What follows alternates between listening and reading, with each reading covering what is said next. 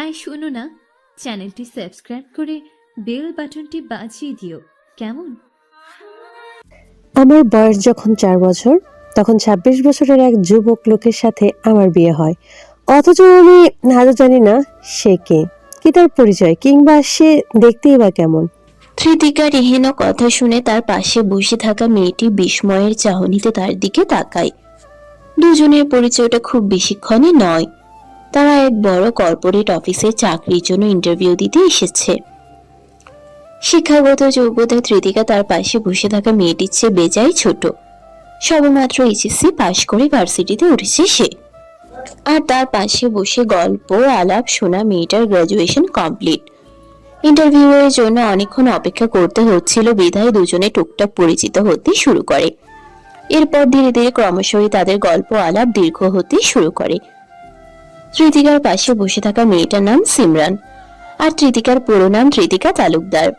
বয়সে আর সবার চেয়ে ছোট হলেও তার কাঁধে দায়িত্বের ভারটা অনেক বেশি।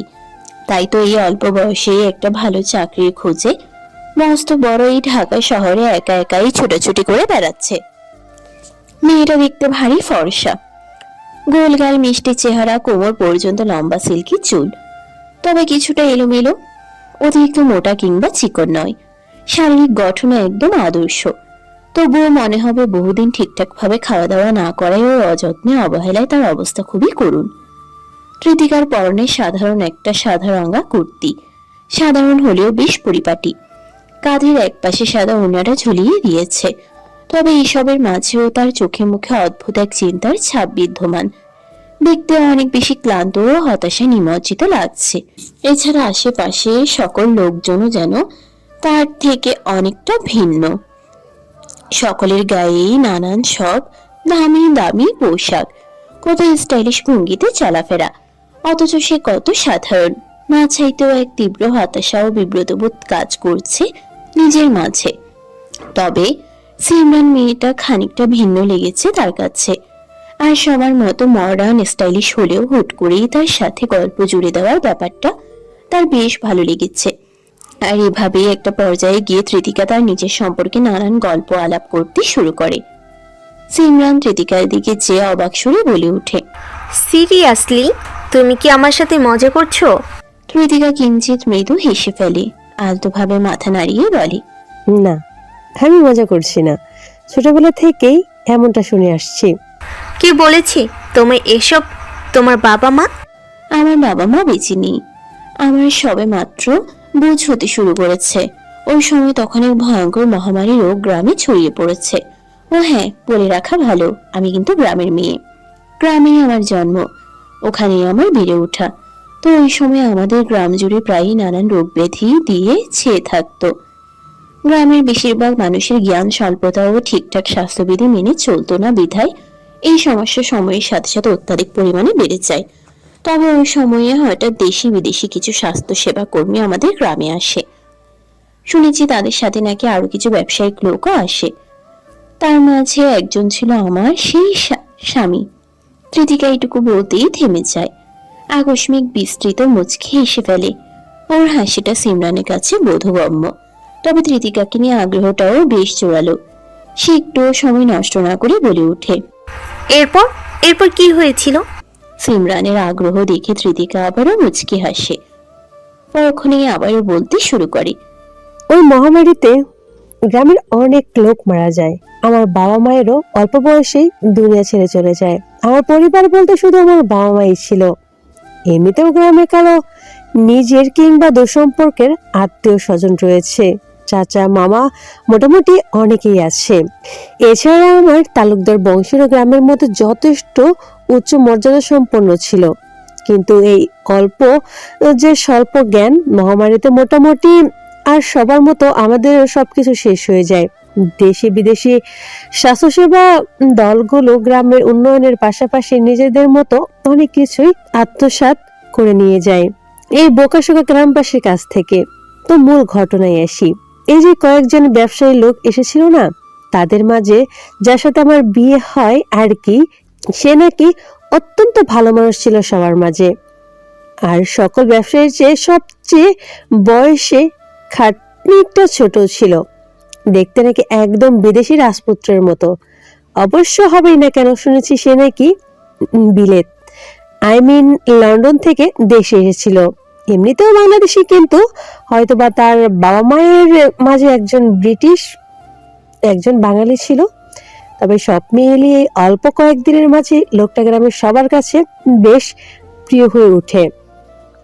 আর তার থাকার ব্যবস্থা করা হয় আমাদের তালুকদার বাড়িতে। বেশ ভালোই কদর ছিল বিধায় বাহিরে অনেক মেহমানরাই আমাদের বাড়িতে আশ্রয় দেওয়া হতো। আর এই সময় আমার তালুকদার বাড়িতে দাদা, বাবা, চাচারা মিলে মোটামুটি সকলেই একসাথেই থাকতো। এই কথায় একটা সাজানো গোছানো যৌথ পরিবার ছিল। কিন্তু মহামারীতে সর্বপ্রথম যখন তালুকদার বাড়ি হতে আমার দাদা ভাই অসুস্থ হলো, তখন থেকেই যেন ধ্বংসের সূচনা হয়। দাদা ভাইয়ের অসুস্থ তখন বেজায় খারাপ। বাবা চাচা মিলে দূর দূরান্ত থেকে ছুটোছুটি করে। নানা ভাইয়ের ডক্টর ওষুধ এনে কোনো আশাস্বরূপ ফল পাচ্ছে না। এই মাঝে দাদা ভাই এক অদ্ভুত জেদ ধরে বসে। নাতি নাতনির মাঝে আমি ছিলাম তার সবচেয়ে প্রিয়। ওদিকে সেই লোকটিও অল্প দিনের মাঝেই তার অত্যধিক পছন্দের পাত্র হয়ে যায়। তারপর আর কি, জীবনের শেষ পর্বে মৃত্যুর দ্বার প্রান্তে দাঁড়িয়ে দাদা তার শেষ আবদার হিসেবে আমার সাথে সেই লোকটার বিয়ে দিতে চায়। ভাবা যায়, একটা 4 বছরের অবুঝ বাচ্চার সাথে 26 বছরের এক লোকের বিয়ে। ব্যাপারটা আমার কাছে হাস্যকর বটে। সিমরানের বিস্ময় যেন কাটছেই না। সেই বিস্ময়ের সাথে আবারও বলতে লাগলো, তারপর তারপর সেই লোকের সাথে তোমার সত্যি সত্যি বিয়ে হয়ে গেল? লোকটা শিক্ষিত ছিল। তার কাছে দাদা ভাইয়ের ইচ্ছা অদ্ভুত ঠেকলেও বিয়ে হয়তো তার কাছে সম্পূর্ণ অর্থহীন ছিল। অবশ্য হওয়ারই কথা। এমন আজব বিষয় কি তার মতো বিদেশি শিক্ষিত লোক মেনে নেবে? কিন্তু গ্রামবাসী কিংবা আমার পরিবার তো আর তার মতো চিন্তাধারা ছিল না। সে দাদা ভাইয়ের কথা মতো ওই রাতে আমাকে বিয়ে করে। দাদা ভাইয়ের জীবন তখন বাজা মরার মাঝপথে। চাচির কাছে গল্প শুনেছি আমাকে নাকি গভীর রাতে ঘুম থেকে তুলে বিয়ে দেওয়া হয়। কাঁচা ঘুমের জন্য আমি নাকি সে কি কান্না, তবু ওই মাঝরাতে কাজে ডেকে আমাদের বিয়ে সম্পন্ন হয়। অথচ আমি জানলামও না, বুঝলামও না আমার জীবনের সাথে কি হয়ে গেল। আর ওই রাতে ভোর হবার আগে দাদা ভাই সবাইকে ছেড়ে দুনিয়া ছেড়ে চলে যায়। এরপর একে একে অল্প কিছুদিনের মাঝে আমার বাবা মাও। কৃতিকা নিজের কথা অসমাপ্ত রেখে দীর্ঘশ্বাস ফেলে। ওদিকে সিমরানও খানিকটা ভারী শ্বাস ফেলে বলে, তারপর কি হয়েছিল? সেই লোকটির সাথে তোমার তো বিয়ে হয়েছিল, তবে তোমার কি তার কথা একটু মনে নেই? কিভাবে মনে থাকবে? সে তো আর থাকেনি, মানে? চলে গিয়েছিল। বিয়ে মানে শুধু দুটো ব্যক্তির মাঝে বন্ধন নয়, এখানে নানান নিয়ম কানুন থাকে, দায়িত্ব পালন করতে হয়, একে অপরের দায়িত্ব নিতে হয়। অথচ আমার তখন ওসবের বোঝ নেই। আর তার কাছে সবাই ছিল হয়তো ফেলনা। বিয়ে অল্প কিছুদিনের মাঝেই যখন বাবা মা মারা গেল, তখন কয়দিন বাদে তিনি গায়েব হয়ে যান। তোমার কথা ঠিক বুঝলাম না। গায়েব হয়ে যায় মানে? মানে এক রাতের পর তাকে আর কেউ খুঁজে পাননি। কাউকে না জানি বাড়ি থেকে রাতের আঁধারে গ্রাম ছেড়ে চলে যায়। সকালবেলায় সকলে তন্ন তন্ন করে খুঁজেও কেউ তার খোঁজ পায় না। এমনকি তাকে খুঁজতে চাচারা কয়েকবার শহর অবধি তল্লাশি চালিয়েছে, কিন্তু তেমন একটা লাভ হয়নি। তিনি গায়েব তো একদমই গায়েব। কৃতিকার সব কথা শুনে সিমরানের যেন বিস্ময় কাটছেই না। সে অবাক স্বরে আওড়ায়, সিরিয়াসলি? আমার তো এসব বিশ্বাসই হচ্ছে না। কিভাবে কি? আচ্ছা, কৃতিকা আবারও কিঞ্চিত মুচকি হাসে। চারপাশে একবার নজর বুলিয়ে নেয়। এখনো আরো অনেক লোকজনের ইন্টারভিউ দেওয়া বাকি। মোটামুটি সকলেই অপেক্ষা করে করে এখন অনেকটাই ক্লান্ত। এরই মাঝে সিমরান আবারও কৃতিকার উদ্দেশ্যে বলে, তোমার সেই হাজবেন্ড, ওনার নাম কি? জানি না। সিরিয়াসলি? নামও জানো না? এটা কোনো কথা? কৃতিকা মুচকি হেসে বলতে লাগে, তার নাম শুধু জানতো আমার দাদা ভাই। দাদা ভাই তাকে তালুকদার বাড়ির মেহমান হিসেবে এনেছিল, কিন্তু দাদা ভাই সহ গ্রামের সবাই তাকে এক নামে ডাকতো বাবু সাহেব। উনি খুব অল্প সময়ের জন্য গ্রামে ছিলেন, আর এই অল্প সময়ে কেউ সেভাবে তার সম্পর্কে জেনে উঠতে পারেনি। অবশ্য সেই সময় গ্রামের দুর্দশায় কি বা এত তাগিদার করার অবস্থায় আছে, তাই সবাই তাকে ভালোবেসে শুরু থেকে বাবু সাহেব বলেই ডাকতো। এমনিতেও বিদেশি লোক ছিল, তাই হয়তো। সিমরান খানিকটা ভাবুক স্বরে বলে, ব্যাপারটা ভালোই কমপ্লিকেটেড। আচ্ছা, যদি আবার কখনো তার সন্ধান পাও, তবে কি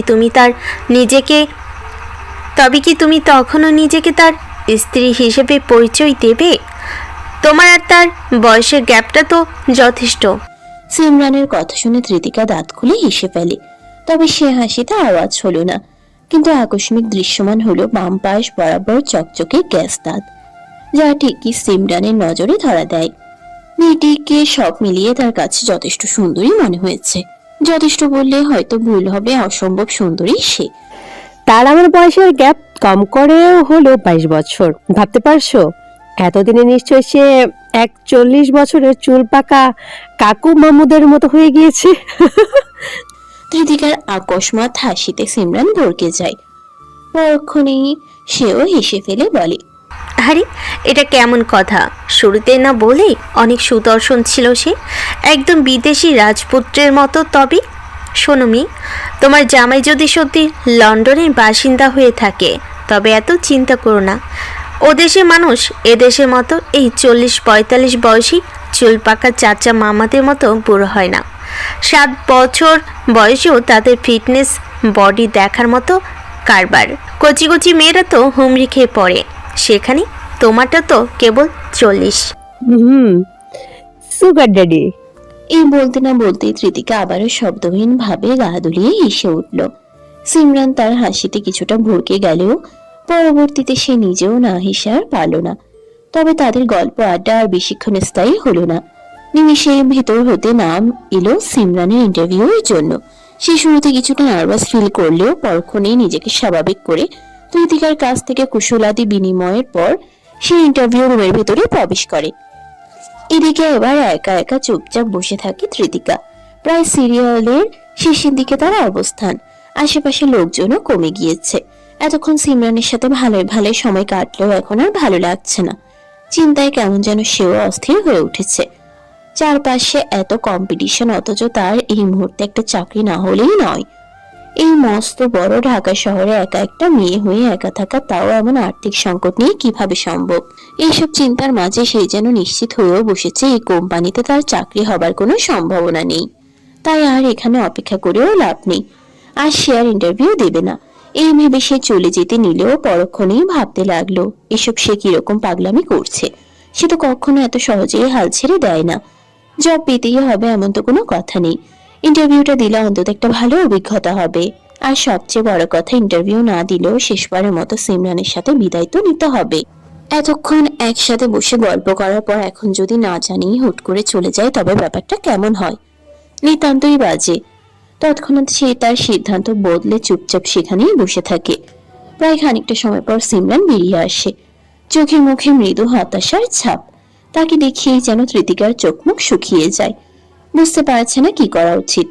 সিমরান ধৃতিকার কাছে এলে সে তাকে তৎক্ষণাৎ জিজ্ঞেস করে, এমন নার্ভাস কেন দেখাচ্ছে আপনাকে? সব ঠিক আছে? সিমরান কিছুটা মলিন ভাবে মুচকি হেসে বলে, ইন্টারভিউ তো দিয়ে এলাম, বাট ড্যাম শিওর জবটা হয়তো আমি পাবো না। কি বলছেন? এভাবে এত শিওর হয়ে? আচ্ছা আমার কথা বাদ দাও। সামনে তো তোমায় ডাকবে, সাবধানে ইন্টারভিউ দেবে।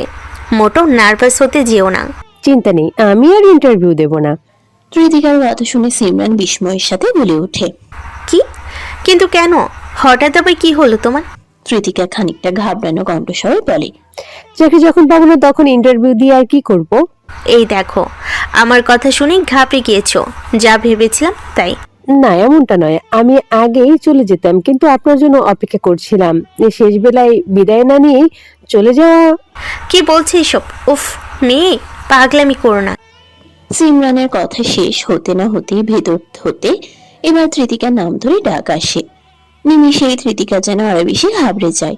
বেশি দেরি করলেও সমস্যা। ইন্টারভিউ দিতে হলে এখনই ভেতরে যেতে হবে, নয়তো এখান থেকে এক্ষুনি পালাতে হবে। আশেপাশের লোকজন না হয় কি বলবে। আচ্ছা আপু, আমি নিচে যাচ্ছি, আপনার জন্য ওয়েট করব। পরে না হয়।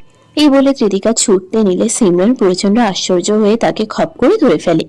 পরক্ষণেই সিমরানকে কিছুটা আশ্বস্ত করতে রুদর স্বরে ফিসফিসিয়ে বলতে লাগে, এই মেয়ে, এসব কী রকমের পাগলামি করছো?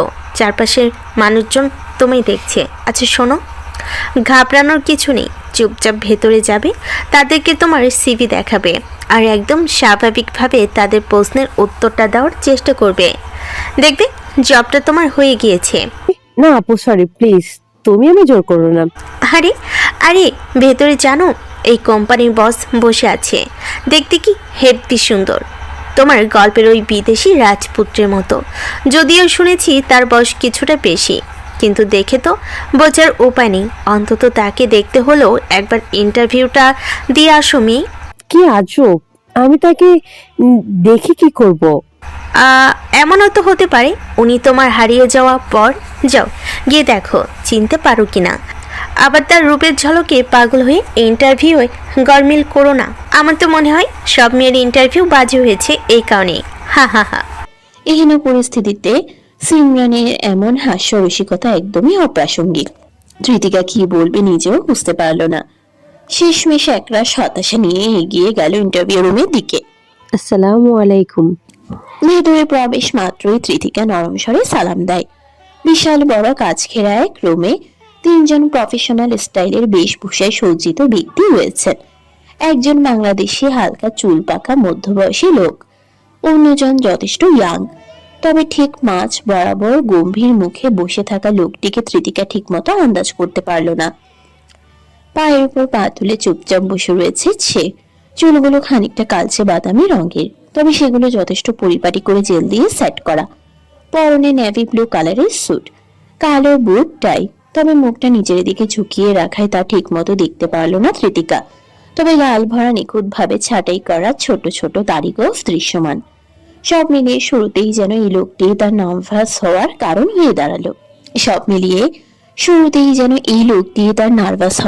হয়ে দাঁড়ালো। তবুও সে নিজেকে সামলে নেয়।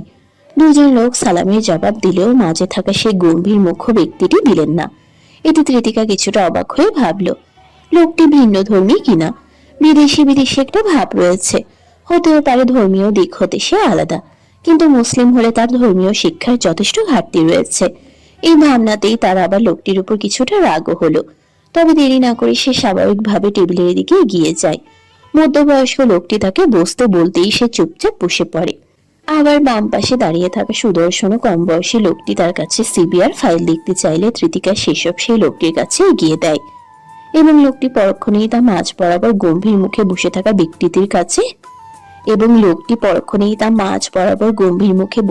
ব্যক্তিটির হাতের কাছে এগিয়ে দেয়। এরই মাঝে ত্রিতিকার নজর পড়ে ডেস্কের উপর থাকা সোনালী রাঙা নেম প্লেটের উপর। কালো রঙের প্রলেপে সুন্দর করে লেখা ARC। তবে তার এই মন ভুলানো সময়টুকুর মাঝেই কেউ প্রচন্ড গম্ভীর স্বরে বলে উঠল, What's your name? ত্রিতিকা নিমিষেই অপ্রস্তুত হয়ে ওঠে। তবে নিজেকে দ্রুত সামলে নেবার চেষ্টা করে অস্ফুট স্বরে আওড়ায়, ত্রিতিকা। তার এমন জবাবে লোকটি যেন কিঞ্চিত বিরক্ত হয়। নিমিষেই ফর্সা ত্বকের কপালটা কুঁচকে যায় কিঞ্চিত, শক্ত চোয়াল আরো বেশি দৃঢ় হয়। অনেকক্ষণ ধরে ইন্টারভিউ নিচ্ছে সে, অথচ মনের মতো মানুষ পেয়েছে খুব অল্পই। বেশিরভাগই থেকেছে নার্ভাস। যে ব্যাপারটা নিয়ে আর এখন ভালোই বিরক্ত। তার এই অব্যক্ত অভিব্যক্তিতে পাশ হতে সেই দুজন লোকও কিছুটা ঘাবড়ে যায়। তবে সবকিছু স্বাভাবিক রেখে লোকটি আবারও ত্রিতিকার উদ্দেশ্যে বলে, Full name. হালকা ধমক সরে বলা কণ্ঠে ত্রিতিকা আরো বেশি ভরকে ওঠে।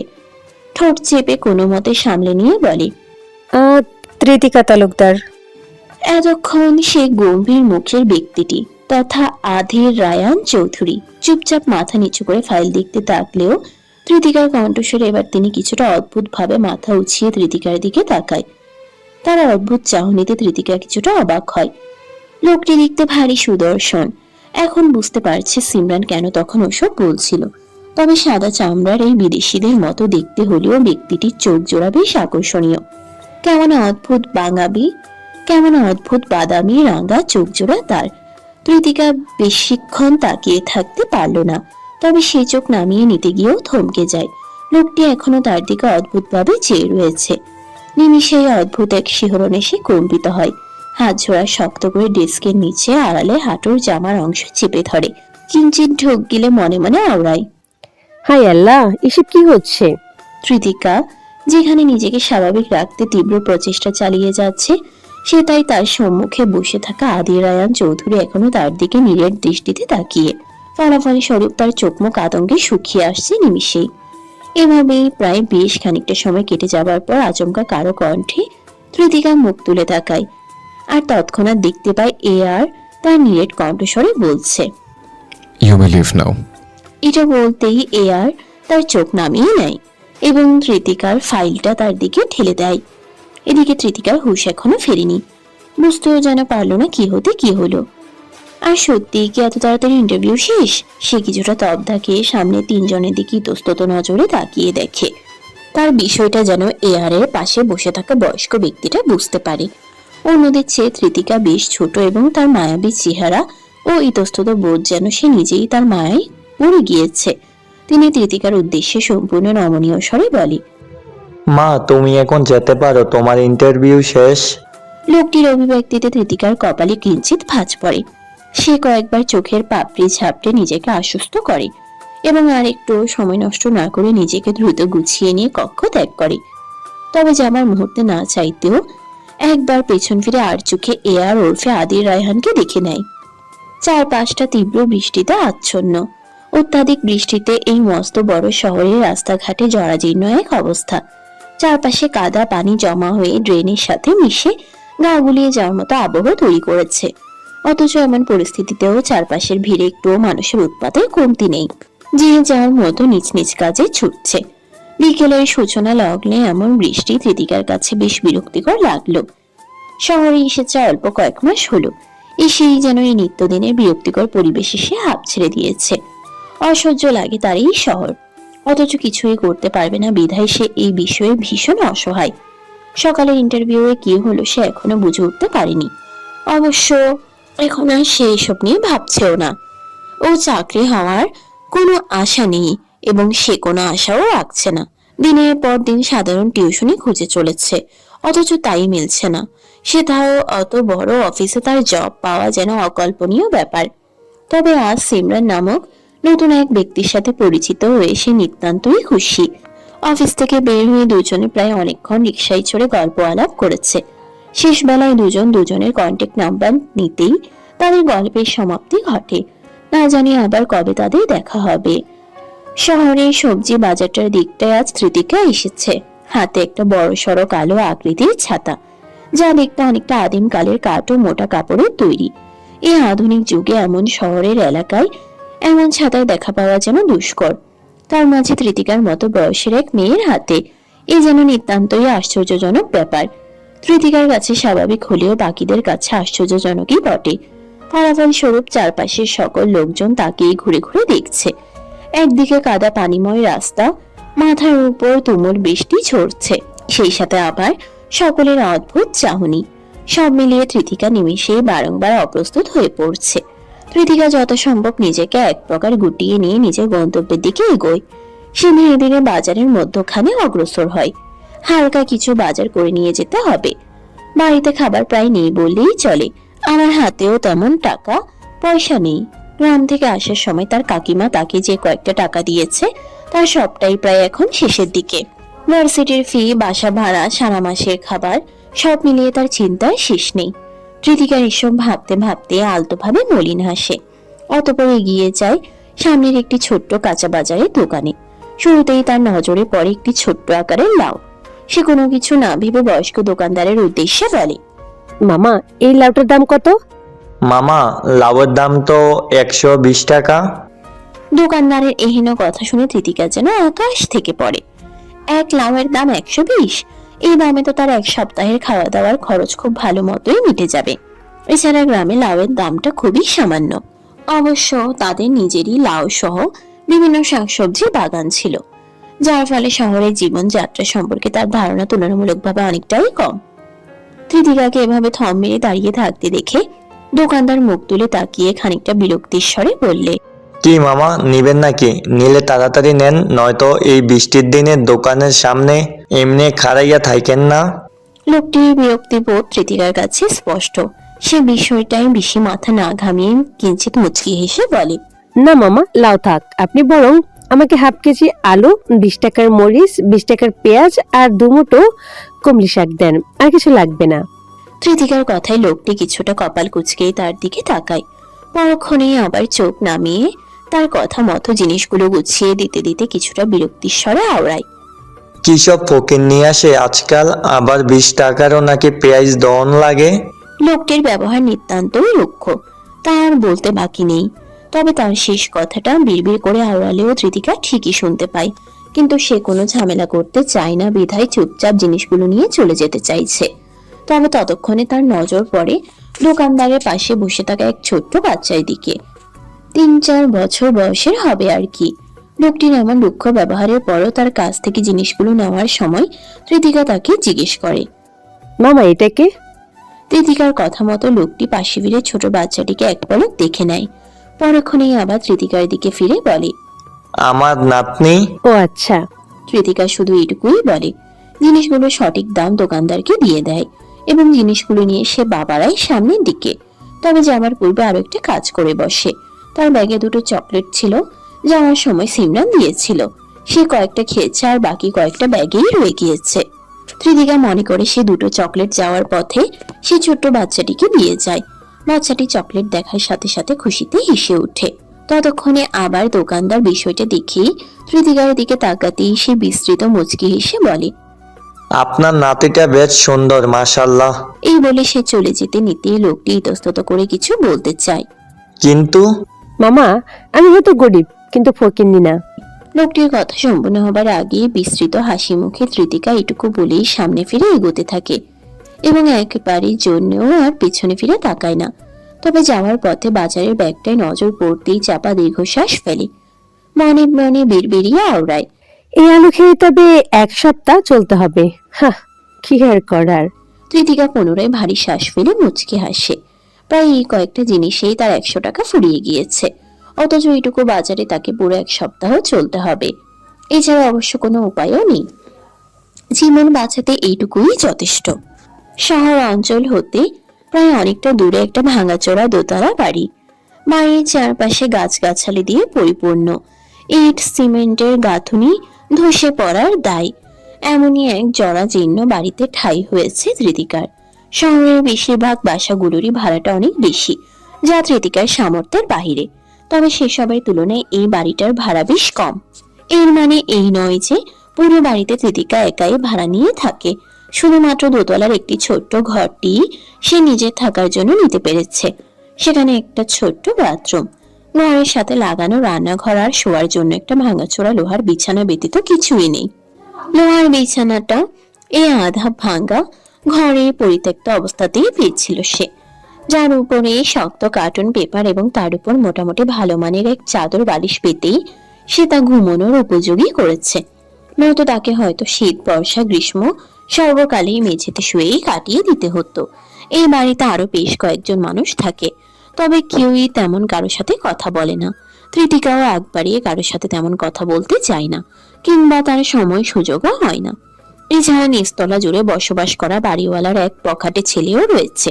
যতবারই তৃতিকা তার সামনাসামনি হয়েছে, ততবারই তাকে তার বেশ বিরক্তিকর লেগেছে। বিশেষ করে তার অঙ্গভঙ্গি, চাহনি সবই কুরুচিপূর্ণ। সব মিলিয়ে তৃতিকার মাথায় এখন এটাও ঘুরছে যে কিভাবে এই বাড়ি থেকে দ্রুত অন্য কোথাও যাওয়া যায়। অবশ্য থাকা নিয়ে এত কষ্ট করতে হতো না যদি শুরুতেই সে বিশ্ববিদ্যালয়ের হলে একটা সিট পেয়ে যেত, কিন্তু দুর্ভাগ্যবশত তার কপালে সিট জোটেনি। আর কষ্ট করে হলেও তাকে এখানেই এমন জরাজীর্ণ ও অস্বাস্থ্যকর এক পরিবেশে থাকতে হচ্ছে। একে একে তৃতিকা অনেক কিছুই ভাবতে বসেছিল, কিভাবে কি করলে জীবনে একটু সচ্ছলতা আসবে। আর কষ্ট করে হলেও তাকে এখানেই এমন জরাজীর্ণ ও অস্বাস্থ্যকর এক পরিবেশে থাকতে হচ্ছে। একে একে তৃতিকা অনেক কিছুই ভাবতে বসেছিল, কিভাবে কি করলে জীবনে একটু সচ্ছলতা আসবে, কিন্তু কোনোভাবেই যেন কোনো উপায় তার মিলছে না। বারংবার সেই ভাবনায় হতাশ হচ্ছে। সন্ধ্যা প্রায় হয়ে এসেছে। এক হাতে চুলোয় ভাত বসিয়ে আলু সিদ্ধ দিয়েছে। রাতে তার এটাই খাবার। আর অবশিষ্ট ভাতে পানি দিয়ে সকাল হলেই পেঁয়াজ মরিচ তুলে পান্তা খেয়ে ভার্সিটি যেতে হবে। আবার এই শহরে এমন জায়গায় কারেন্টের সাথে সাথে গ্যাসের লাইনও কত শত সমস্যা করে। অর্ধেক খাবার রান্নার মুহূর্তে যদি গ্যাস ফুরিয়ে যায় তাহলেই কাণ্ড। আজ রাতে হয়তো সেসব আধ সিদ্ধ খাবার খেতে হবে, নয়তো না খেয়েই থাকতে হবে। কৃতিকা এত সবকিছু ভাবতে ভাবতে বিরক্ত। সব শেষে উপায় না পেয়ে সে তার বাটন ফোনটা বের করে ফোনে 20 টাকার মতো রিচার্জ করেছিল বাড়িতে কথা বলার জন্য। বাড়িতে কথা বলার মতো এখন শুধু একজনই রয়েছে, তা হলো তার বড় কাকিমা। এবং তার এই বড় কাকিমা ব্যতীত তার বাড়ির কেউই জানে না সে এখন কোথায়। কৃতিকার ঢাকায় এসে এভাবে একা একা থাকার পেছনে এক বিশেষ ঘটনা রয়েছে। খুব অল্প বয়স হতেই তার চাচা চাচিরা তার বিয়ে দিতে ব্যস্ত হয়ে ওঠে, যেন সে বাড়িতে থাকলে তাদের অন্ন ধ্বংস হয়। আর এই ভাবনাতেই তাকে সেই ক্লাস 8 থেকে বিয়ে দেওয়ার নানান চেষ্টা চালিয়েছে তারা। তবে বেশিরভাগ সময়ই তারা ব্যর্থ হয়েছে কৃতিকার বড় চাচি ও ছোট চাচার জন্য। তারা দুজনে জোরেই মূলত কৃতিকা শেষমেশ এইচএসসিটা দিতে পেরেছে, আর এতে সর্বোচ্চ সহায়তা করেছে তার এই ছোট কাকা ও বড় কাকিমা। কিন্তু সে এইচএসসি দিতে দিতেই যেন খেলাটা খানিক পাল্টে যায়। কৃতিকার চাচা চাচিদের পাশাপাশি অনেক বড় ছোট ভাই বোনও রয়েছে। তার মাঝে এই ছোট চাচার বড় ছেলে তুহিন খুব সম্ভবত তার চেয়ে বছরের কয়েক বছর বড় এবং খানিকটা গ্রামের বখাটে ছেলের মতো তার চালচলন। আর এই ছেলেই পছন্দ করে বসে কৃতিকাকে। এরপর শুরু হয় তার কৃতিকাকে বিয়ে করার আবদার। অতঃপর ছেলের আবদারে বাবা তথা কৃতিকার ছোট চাচাও চাই কৃতিকার সাথে তুহিনের বিয়ে হোক। কিন্তু কৃতিকা তো বিয়ে করতে রাজি নয়, সে চাই পড়াশোনা করতে। আর তার এই বিয়েতে রাজি না হওয়ার কারণেই সবসময় তাকে পড়াশোনায় সহায়তা করা তার সেই ছোট চাচাই তার পড়াশোনা বন্ধ করতে উঠে পড়ে লাগে। আর এটাও ঠিক এমন মুহূর্তে যখন কৃতিকা কেবল মাত্র এইচএসসি শুরু হয়েছে। পরীক্ষার মাঝে বাড়িতে নানান অশান্তির কারণে সে এক প্রকার মানসিকভাবে বিধ্বস্ত হয়ে যেতে শুরু করে। তবে সেই সময় তার পাশে থাকে তার বড় কাকিমা। নিজের মেয়ের মতোই সবাইকে অনুরোধ করে এইচএসসি অবধি বিয়ে নিয়ে বাড়িতে কোনো ঝামেলা না করতে, পরীক্ষা মিটে যাক তারপর বাকি সব। অতঃপর পরীক্ষা শেষ হতে না হতে আবারও একই কাহিনী শুরু হয়। আর সেই সময় অ্যাডমিশনের পড়ার নাম করে তার বড় কাকিমা কৃতিকাকে নিজের ভাইয়ের বাড়িতে পাঠিয়ে দেয় এবং সেখান থেকে মোটামুটি ভালো একটা প্রস্তুতির পর তার দেশের স্বনামধন্য এক পাবলিক বিশ্ববিদ্যালয়ে চান্স হয়ে যায়। কিন্তু সমস্যা এখানেই থেমে থাকে না। কৃতিকা তার বড় কাকিমার ভাইয়ের বাড়িতে থাকতে থাকতেই তার কাকিমার ভাইয়ের ছেলে তাকে পছন্দ করে ফেলে, যার খবর টের পাওয়া মাত্রই কৃতিকার কাকিমা আবার তাকে সেখান থেকে সরিয়ে নিয়ে আসে। এখন কৃতিকাকে নিয়ে তার বড় কাকিমার এত বেশি উদ্বেগেরও যথেষ্ট কারণ রয়েছে, যা কৃতিকা এখনো ঠিকমতো বুঝে উঠতে পারেনি। আর সেই উদ্দেশ্য হলো কৃতিকার বড় কাকিমা চায় তার নিজের ছেলেকে তার সাথে বিয়ে দিয়ে কৃতিকাকে ঘরের বউ করে তুলতে। আর এই কারণেই সে শুরু থেকেই নানান কৌশলে কৃতিকাকে পড়াশোনার বাহানায় বিয়ে থেকে বাঁচিয়েছে। কেননা সে চাইছে কৃতিকাও পড়াশোনা চালিয়ে যাক, আর সাথে তার একমাত্র ছেলেটাও আরেকটু যোগ্যতা অর্জন করুক। তবে সব শেষে তার এই ভালো মানুষের উদ্দেশ্যের পেছনেও বাকিদের মতো এক স্বার্থপরের নেই চিন্তা ভাবনা রয়েছে। আর তা হলো কৃতিকার ভাগে থাকা তার বাবা মায়ের সম্পত্তি। কৃতিকাদের বংশ যে উচ্চ বংশ ছিল তার আর বিশেষ করে উল্লেখ করার কিছু নেই। যথারীতি কৃতিকার বাবারও পৈতৃক ও নিজস্ব বেশ খানিকটা সম্পত্তি ছিল, যার সবটাই এখন কৃতিকার নামে। তবে কৃতিকার বাকি চাচা ফুফুদের পৈতৃক সম্পত্তি ছিল গ্রাম ও নদী অঞ্চলের দিকে, যা অর্ধেক শেষ হয়েছে মহামারীতে আর বাকি অর্ধেক শেষ হয়েছে নদী ভাঙনে। আর এখন যা রয়েছে তা খুবই সামান্য, যার ফলে সকলের নজর এখন ভাগ্যক্রমে অধিক সম্পত্তি পেয়ে যাওয়া কৃতিকার দিকে। অথচ সেই কৃতিকা এসবের কিছুই না জানায় তার আজ এই পরিণতি। কৃতিকা বেশি দেরি না করে তার কাকিমার নাম্বারে কল দেয় এই শহরে তাকে চুপ করে পাঠিয়ে দেওয়ার সময়। কাকিমা তার হাতে কয়েক হাজার টাকা দিয়েছিল, যা দিয়ে সে এখন অব্দি খরচ করে চলছে। কিন্তু সে টাকাও তো এখন শেষের পথে। এরপর সে কি করবে? ভার্সিটির বই কেনার জন্য গত 2 মাসের বাসা ভাড়া দেওয়া হয়নি। এতেও বাড়িওয়ালাও বেশ অসন্তুষ্ট। না জানি কখন চরম ক্ষিপ্ত হয়ে বলে বাড়ি থেকে বের হয়ে যেতে। তখন সে কি করবে? রাস্তায় গিয়ে থাকবে? না, এত টেনশন আর নেওয়া যাচ্ছে না। আবার তুললে সে তাকে বলবেই বা কি? এত তাড়াতাড়ি টাকা শেষ, তাই তার টাকা কই? তাই তার টাকা চাই? একে একে কতবার কল করলো অথচ কেউ ফোন তুলছে না। আবার এতবার ফোন করাটাও তার ঠিক মনে হচ্ছে না। এমনও তো হতে পারে তিনি কোনো কাজে ব্যস্ত। আর এতবার কোনো ফোন নাম্বার হতে কল করায় যদি বাড়ির কেউ তা দেখে কোনো সন্দেহ করে, তাহলে তখন কি হবে? না থাক, যথেষ্ট ফোন দিয়েছে, বাকিটা তার কাকিমা যখন দেখবে তখন সে নিজেই ফোন করবে। এই ভাবনে সে ভারী দীর্ঘশ্বাস ফেলে ফোনটা রেখে দেয়। ওদিকে ভাতও প্রায় হয়ে এসেছে। কৃতিকা দ্রুত ভাতের পাতিলটা চুলো হতে নামাবে, এমন পর্যায়ে আচমকা তার ফোনটা বেজে ওঠে। বড় কাকিমা ফোন করেছে। এই ভাবনে কৃতিকা এক প্রকার ভাতের পাতিলটা চুলোর পাশে রেখেই ফোনের কাছে ছুটে আসে। তড়িঘড়ি করে হাসি মুখে ফোনটা হাতে নিতেই যেন কপালে শুকনো চিন্তার ভাঁজ পড়ে। তার কাকিমা নয়, বরং ভিন্ন কোনো নাম্বার হতে ফোন এসেছে। এখানে আসার পর তার কাকিমা ব্যতীত আর কেউ তাকে ফোন করেনি, কারণ তার ফোন নাম্বার তেমন কারোর কাছেই নেই। তবে এটা কোন নাম্বার থেকে ফোন এসেছে? এমন সময় হঠাৎ তার সিমরানের কথা মনে পড়ল। আর ফোনের অপর পাশের ব্যক্তিকে সিমরান ভেবে এসে কিছুটা খুশি মনে ও কিছুটা দ্বিধা নিয়ে কলটা রিসিভ করে। তবে ফোনটা কানের কাছে ধরতেই তার কপাল কুঁচকে যায়। একই সাথে সে কিছুটা বিস্মিত হয়, যেন এমন কিছু হবার কথা ছিল না। এটা তার জন্য সম্পূর্ণ অপ্রত্যাশিত। প্রায় মিনিট খানেক কথা বলার পর কৃতিকা ফোনটা রেখে দিয়ে চিন্তিত অভিব্যক্তিত ঘরের জানালার দিকে এগিয়ে যায়। মরিচা ধরা জানালার ফাঁক গলিয়ে সাই সাই শীতল বাতাস এসে তার মুখে আছড়ে পড়ছে। সাদা রঙের ও খানিকটা ছিঁড়া পুরনো কাপড় দিয়ে বানানো জানালা পর্দা উড়ছে নিস্পৃহে। এমন আবহে কৃতিকা খানিকটা চিন্তার সহিতে বিড়বিড় করে আওড়াতে লাগলো। আমার সাথে সত্যি এসব কাকতালীয় ভাবে ঘটে যাচ্ছে, নাকি এর পেছনে খোদা তাআলার কোনো বিশেষ পরিকল্পনা রয়েছে? এই বলেই সে ভারী দীর্ঘশ্বাস ফেলে। যে অসমাপ্ত ইন্টারভিউয়ের কথা সে প্রায় ভুলতেই বসেছিল, সেই ইন্টারভিউ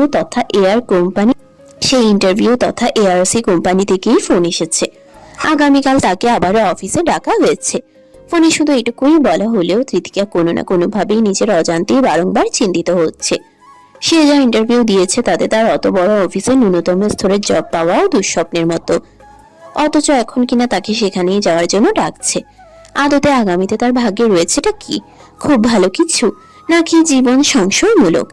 এত কিছু কৃতিকা জানে না, আর সে আপাতত এসব নিয়ে ভাবছেও না। শুধু সব শেষে তার চাওয়া একটাই, আগামীতে যাই হোক না কেন তা যেন ভালো হয়, নয়তো এত দ্বিধাদ্বন্দ্বের জীবনে তার বাঁচা সম্ভব নয়।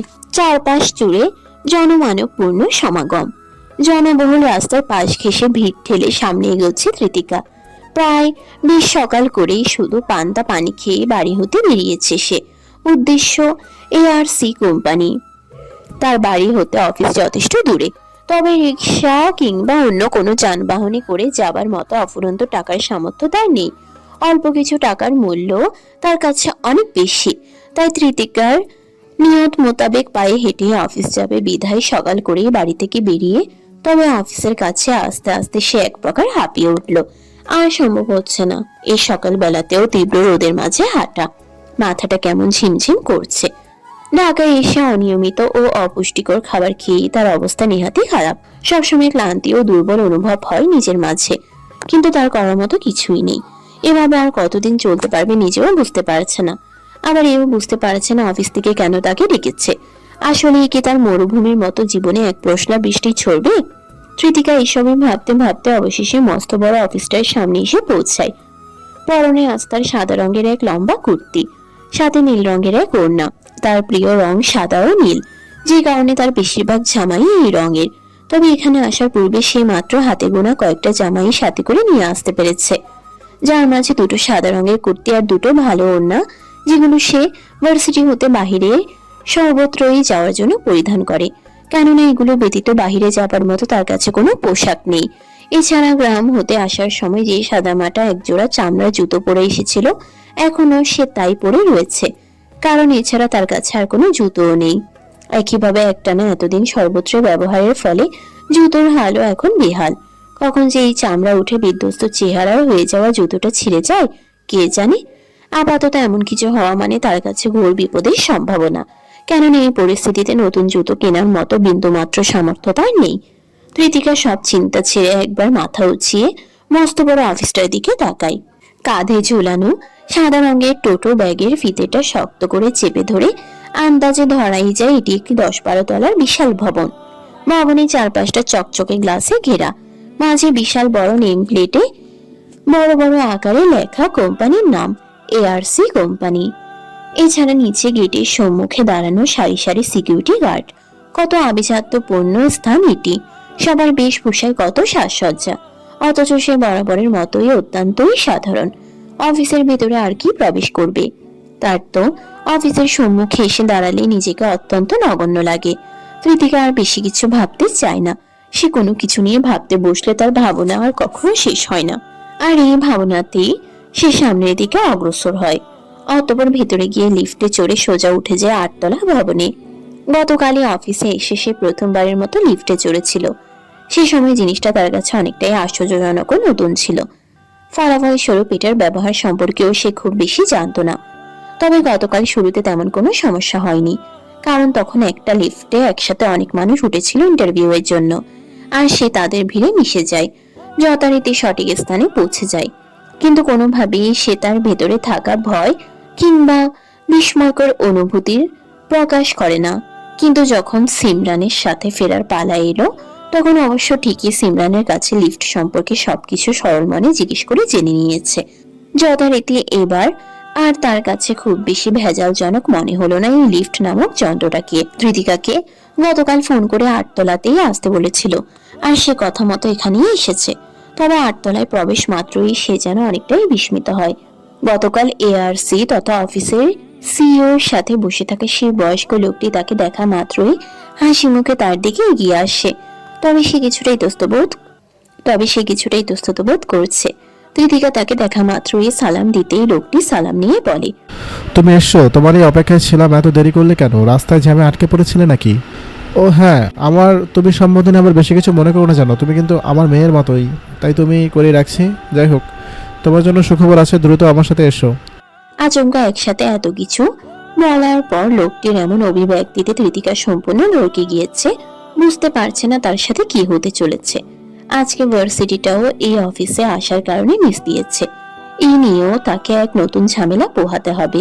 কিন্তু যদি এখানে এসে কাজের কাজ আশানুরূপ কিছুই না হয়, তাহলে পুরো দিনটাই তার বরবাদ। কৃতিকা আর সময় নষ্ট না করে লোকটির সাথে তার পেছন পেছন অগ্রসর হয়। তবে যথাস্থানে পৌঁছাতেই তার বিস্ময়ের আর শেষ থাকে না। কোনো মতেই যেন কোনো কিছু বিশ্বাস করে উঠতে পারছে না। তার নাকি এই অফিসে জব হয়েছে, যদিও তা খুব বড় পর্যায়ে কিছু নয়, বরং সামান্য এমপ্লয়ি হিসেবে। কিন্তু এটাও যে তার কাছে বিশ্বাসযোগ্য নয়। গতকাল কত মানুষ ইন্টারভিউ দিয়েছে, সবার যোগ্যতাই ছিল তার চেয়ে বহুগুণে বেশি। এছাড়া তার ইন্টারভিউ ছিল যা তা পর্যায়ের। সেখানে তার এত বড় অফিসে চাকরি হয় কি করে? এই যেন অসম্ভব ব্যাপার। কিন্তু অবিশ্বাস করেও আর লাভ নেই, কারণ কৃতিকার সেখানে এক মুহূর্ত দাঁড়ানোর সময় হলো না। বরং তার পূর্বেই লোকটির সাথে ছুটতে হলো কিছু ফাইল কাউন্টারে। অতঃপর দীর্ঘ এক প্রক্রিয়ার পর তার ছুটাছুটির কাজ সমাপ্ত হয়। অবশ্য বেশিরভাগ প্রয়োজনীয় কাজগুলো সেই লোক তথা রফিক সাহেবই করে দিচ্ছিলেন, আর কৃতিকা শুধু তার কথাই তাকে অনুসরণ করেছে। প্রায় অনেকটা সময় কেটে গিয়েছে, এবার তার যাওয়ার পালা। রফিক সাহেব তাকে কিছু ফর্ম বুঝিয়ে দিয়ে যাওয়ার পথে বলল, আজকে এআর স্যার কাজের জন্য অফিসে আসেনি, আর তোমার কাজ শুরু হচ্ছে 1 তারিখ থেকে। সময় করে ওদিন তাড়াতাড়ি অফিসে এসো, স্যারের সাথে দেখা করতে হবে। প্রথম দিনই দেরি হলে আবার সমস্যা, স্যার এসব পছন্দ করে না। রফিকের কথা চুপচাপ শোনার পর সে শুধু কিঞ্চিত মাথা ঝাঁকায়।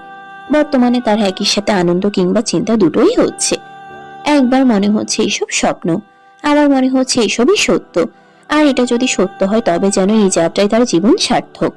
এই একটা পার্ট টাইম জবে 14,000 টাকা, এ যেন আশ্চর্যজনক ব্যাপার। এই টাকায় তো তার পুরো মাস ধুমধাম করে চলে যাবে। এমনকি সে চাইলে কিছু টাকা তার বাড়িতেও পাঠাতে পারবে। বাড়ির অবস্থা তো তেমন ভালো না। তার কাকিমা না জানি কত কষ্ট করে, লুকিয়ে লুকিয়ে তার কাছে টাকা পাঠায়। কিন্তু তবুও যে একটা সমস্যা থেকেই যাচ্ছে। তার চাকরি শুরু হতে চলেছে আর কিছুদিন পর সোজা 1 তারিখ হতে, আর স্যালারি পেতে পেতে সে তো সোজা আগামী মাস শেষে। কিন্তু এতদিন পর্যন্ত সে কি করবে? এই মাসটা তো কোনো মতে পার করতে হবে। না কাকিমাকে ফোন করা ছাড়া আর উপায় নেই। গতকাল ফোন ধরেনি বিধায় সে আর ফোনও করেনি। কিন্তু আজ বাড়িতে গিয়ে নিশ্চিত আবারও ফোন করতে হবে, সাথে তার জব হয়ে যাওয়ার সুখবরটাও দিতে হবে। কৃতিকা এই ভাবনায় হাসি মুখে অফিস থেকে বেরিয়ে পড়ল।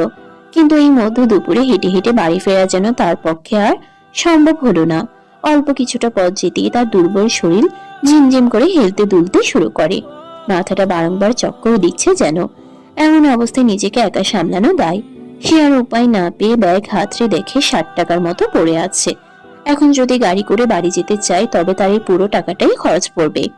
কিন্তু এখন যদি পুরো টাকাটাই যাতায়াতে খরচ করে তবে পরবর্তীতে সে কি করবে? বাড়িতে তার অবশিষ্ট টাকা নেই বললেই চলে। কৃতিকা আর বেশি কিছু ভাবতে পারে না, বারংবার মাথা ঘুরছে তার। টাকার চেয়েও বেশি চিন্তার বিষয় এখন ঠিকঠাক মতো বাড়িতে পৌঁছানো।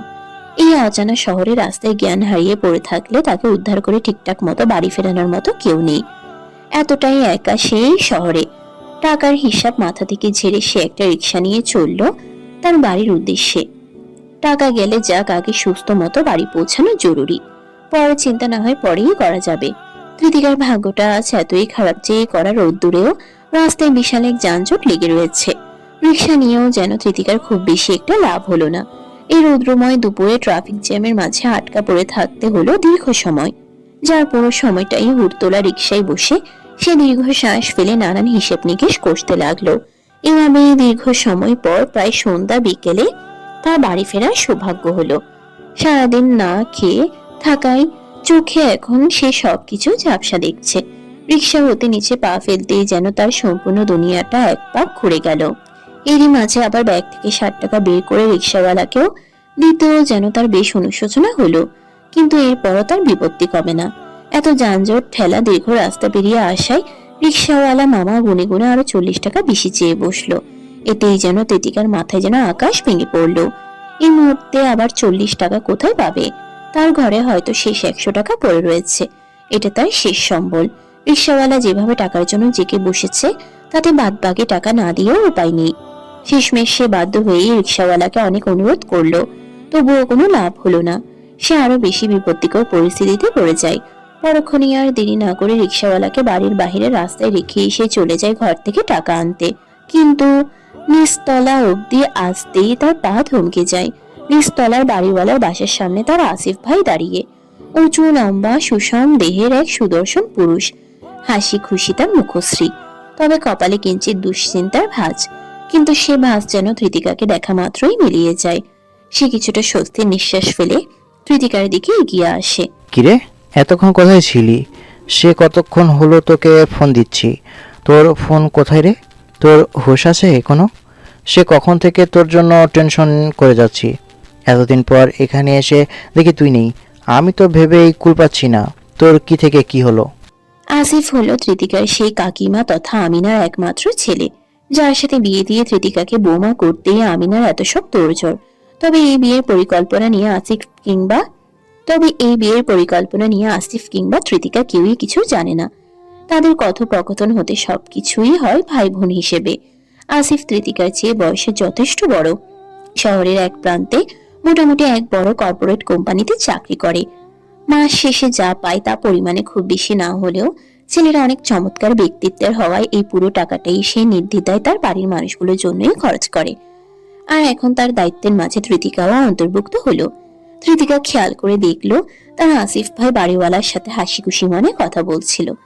বাড়িওয়ালাকে এমন হাসি খুশি দেখে সে কিছুটা অবাক হয়। গত কটা মাসের বাড়ি ভাড়ার টাকা না দেওয়ায় বাড়িওয়ালা তার দিকে ঠিকমতো মুখ ফিরিয়েও তাকায় না, অথচ এখন তাকে তার সামনে দেখে কেমন খুশি মনে হাসছে। তবে সে এসবের তোয়াক্কা না করে সরাসরি আসিফের উদ্দেশ্যে কিছুটা বিস্ময়ের সাথে বলে, আসিফ ভাই, তুমি এখানে কিভাবে এলে? তার কথা শুনে আসিফ ততক্ষণেই কিছু বলতে চায়, কিন্তু কি যেন ভেবে পরক্ষণেই বলে, আচ্ছা, এসব না হয় পরে কথা হবে। আগে তোর ঘরে নিয়ে চল, কথা আছে তোর সাথে। কৃতিকাও তার কথা মতো তাকে নিয়ে উপরে নিয়ে যেতে চায়। সেও যেন বুঝতে পেরেছে আসিফ যেন তার কথাটা এড়িয়ে গেল। বাড়িওয়ালা তার সম্পর্কে সঠিকভাবে কিছুই জানে না। সে যে এক পলাতক ব্যক্তি নেই এই শহরে তা বাড়িওয়ালা জানলে হয়তো অনেক কিছুই মনে করে বসবে। তবে আসিফকে নিয়ে দোতলায় যাবার পথেই তার আচমকা মনে পড়লো রিক্সাওয়ালাকে টাকা দেওয়া হয়নি। সে দ্রুত আসিফের উদ্দেশ্যে বলল। এই বলে আসিফ সিঁড়ি বেয়ে নিচে নামতে লাগলে কৃতিকা দ্রুত তাকে বাধা দিয়ে ব্যাগ থেকে ঘরের চাবিটা বের করে আসিফের হাতে ধরিয়ে দিয়ে বলে, ভাইয়া, তোমার কাছে 40 টাকার মতো হবে, রিক্সাওয়ালা মামাকে দিতে হবে। উনি গেটের বাইরে দাঁড়িয়েছে, আমি ভুলে গিয়েছিলাম প্রায়। আমি না হয় ঘরে গিয়ে বাকি টাকা। ধর পাগলি, তোকে কেন টাকা দিতে হবে? আর হ্যাঁ, টাকা কেন থাকবে না? এনে, আচ্ছা তুই থাক, আমি গিয়ে দিয়ে আসছি। জার্নি করে এসেছো, তোমাকে আর নিচে যেতে হবে না। চাবিটা নাও, ঘরে গিয়ে চুপচাপ বসে পড়ো, আমি গিয়ে রিক্সা ভাড়া দিয়ে আসছি। তার কথা শুনে আসিফ আর জোর না করে তাকে টাকাটা দেয়। আর অমনি তাড়াহুড়ো করে নিচে নামতে গিয়ে তৃতিকার যেন মাথা ঝিমঝিম করে ওঠে এবং তৎক্ষণাৎই সে সিঁড়ি থেকে পড়ে যেতে নিলে অমনি পেছন থেকে আসিফ শক্ত হাতে তাকে ধরে সামলায় এবং কিছুটা অবাক সুরে বলে, কিরে আসতে যাবি তো? এখনই তো পড়ে যেতে নিয়েছিলি। তৃতিকা নিমিষে অপ্রস্তুত হয়ে পড়লেও নিজেকে যথাসাধ্য সামলে নিয়ে নিচে নামতে শুরু করে। তবে এরই মাঝে এই সন্ধ্যায়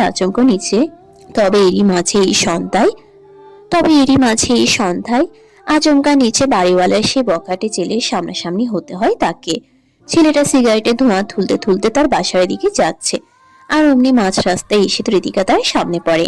সিগারেটের ধোঁয়া আর ছেলেটির অদ্ভুত গা ছমছম অভিব্যক্তিতে নিমিষেই তৃতিকার ভেতরটা কেঁপে ওঠে। যদিও ছেলেটা শুধু তার দিকে একবার মুখ তুলে তাকিয়ে বিশ্রী দৃষ্টিতে তাকিয়ে সামান্য হেসে নিজের ঘরের ভেতর ঢুকে পড়ে, অথচ এই হাসি আর চাহনিতেই তৃতিকার গলা শুকিয়ে গিয়েছে। সে সর্বক্ষণ চেষ্টা করে অন্তত এই লোকটার সামনে যেন তাকে না পড়তে হয়।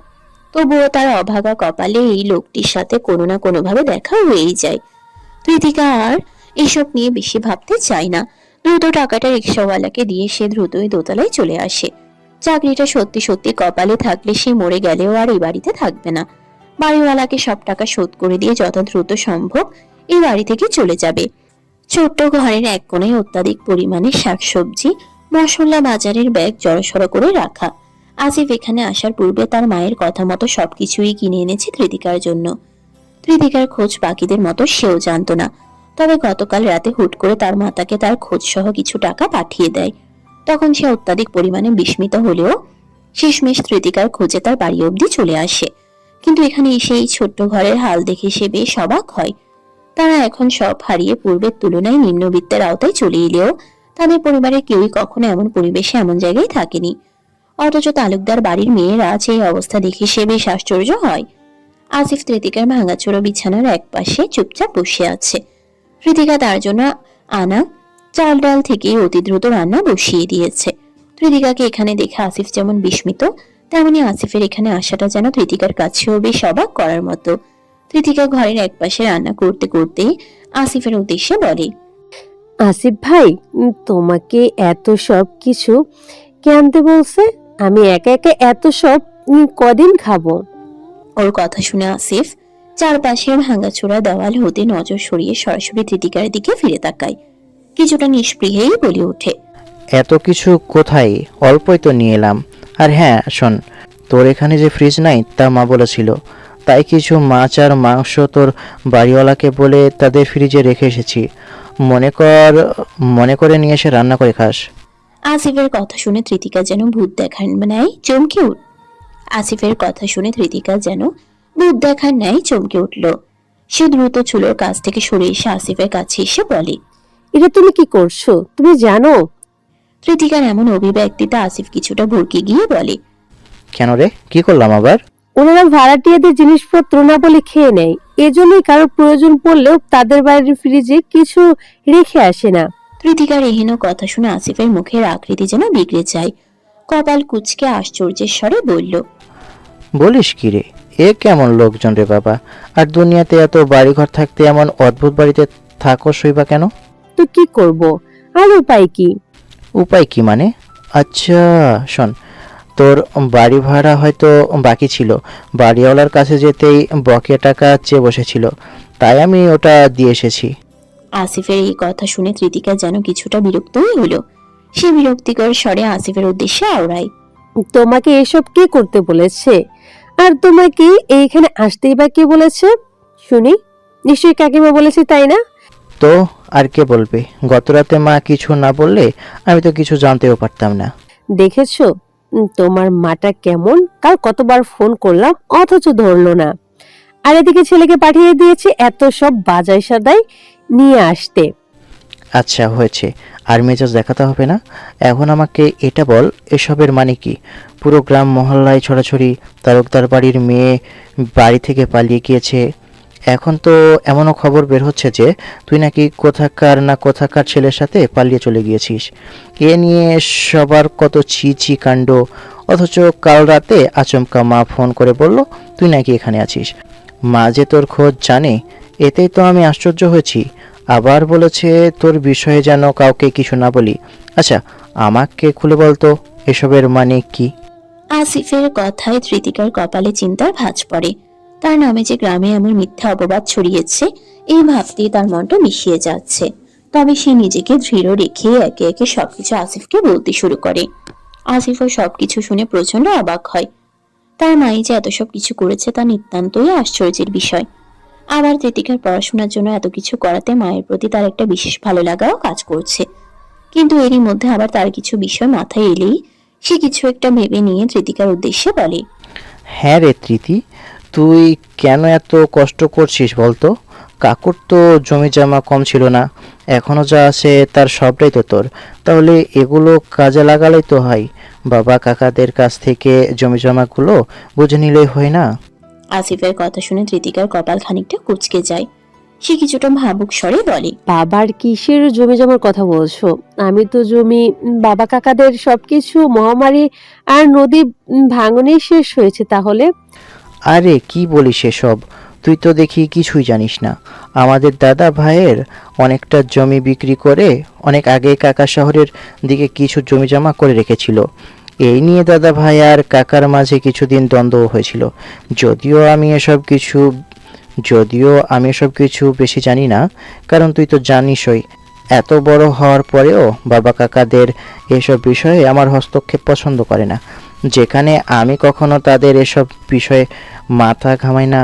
কিন্তু এইটুকু জানি যে কিছু ভেজাল থাকলেও কাকুর অনেকটা সম্পত্তি তোর পাওয়ার কথা। তুই চাইলে আমি না হয় তোর বিষয়টা নিয়ে কোনো এক সময় বাবা কাকাদের সাথে কথা বলবো। তালুকদার বাড়ির মেয়ে হয়েও তোর এই অবস্থা মানার মতো না। ধৃতিকা আসিফের কথাগুলো অবাক হয়ে শোনে। এটা মিথ্যে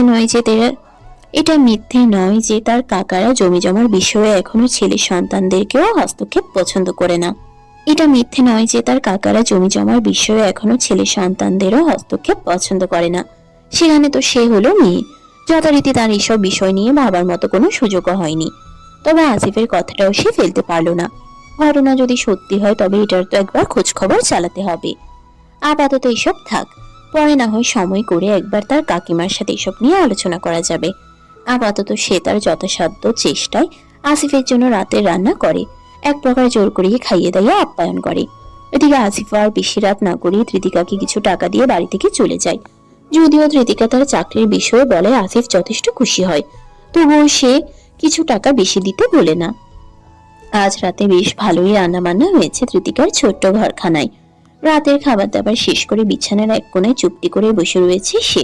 পাশেই ছড়িয়ে ছিটিয়ে আছে তার ডিপার্টমেন্টের বই পুস্তক। এসব দৌড়াদৌড়িতে ঠিকমতো পড়াশোনাটাই আর হচ্ছে না।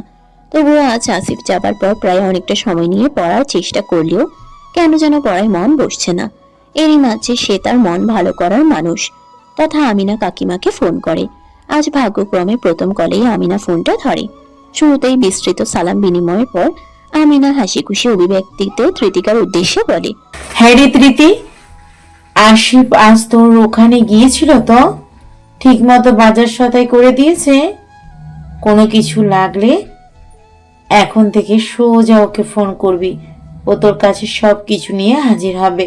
আর কিছুদিন কষ্ট কর, দেখিস তোর কাকিমা তোর জন্য ওই কি জানি কয় সারপ্রাইজ নাকি, ওইটাই দিব তোরে। আমিনার এহেন কথায় ধৃতিকা কিছুটা অবাক হলেও অকস্মাৎ হেসে ফেলে। পরক্ষণে কিছুটা উৎসুক কণ্ঠে বলে, তুমি আমায় সারপ্রাইজ দেবে? কি সারপ্রাইজ দেবে এখনই বলো প্লিজ। এভাবে একে একে দুজনের মাঝে খুনসুটি ও মজাদার দীর্ঘময় এক কথোপকথন চলতে থাকে। আর একটা পর্যায়ে এসে ধৃতিকার আচমকা আসিফের বলে যাওয়া সেই জমি জমার বিষয়টা মাথায় আসে। তখন এসে কিছুটা আগ্রহী হয়ে আমিনার উদ্দেশ্যে বলে, আচ্ছা কাকিমা, তোমায় না একটা বিষয় কিছু জিজ্ঞেস করার ছিল। তুমি জানো কিনা জানি না, কিন্তু আমি শুনলাম আমার বাবার নাকি এখনো শহরের দিকে কিছু জমি জমা আছে। যদিও সেগুলো নাকি কিছুটা ভেজালে, কিন্তু কাকারা যদি একটু ব্যবস্থা করে দেয় তাহলে ওসব নাকি আমার নামে। ধৃতিকার কথা সম্পূর্ণ হয় না, বরং তার পূর্বেই ধৃতিকাকে বিস্মিত করে দিয়ে অকস্মাৎ আমিনা তার রুক্ষস্বরে বলে, এইসব জেনে তুই কি করবি?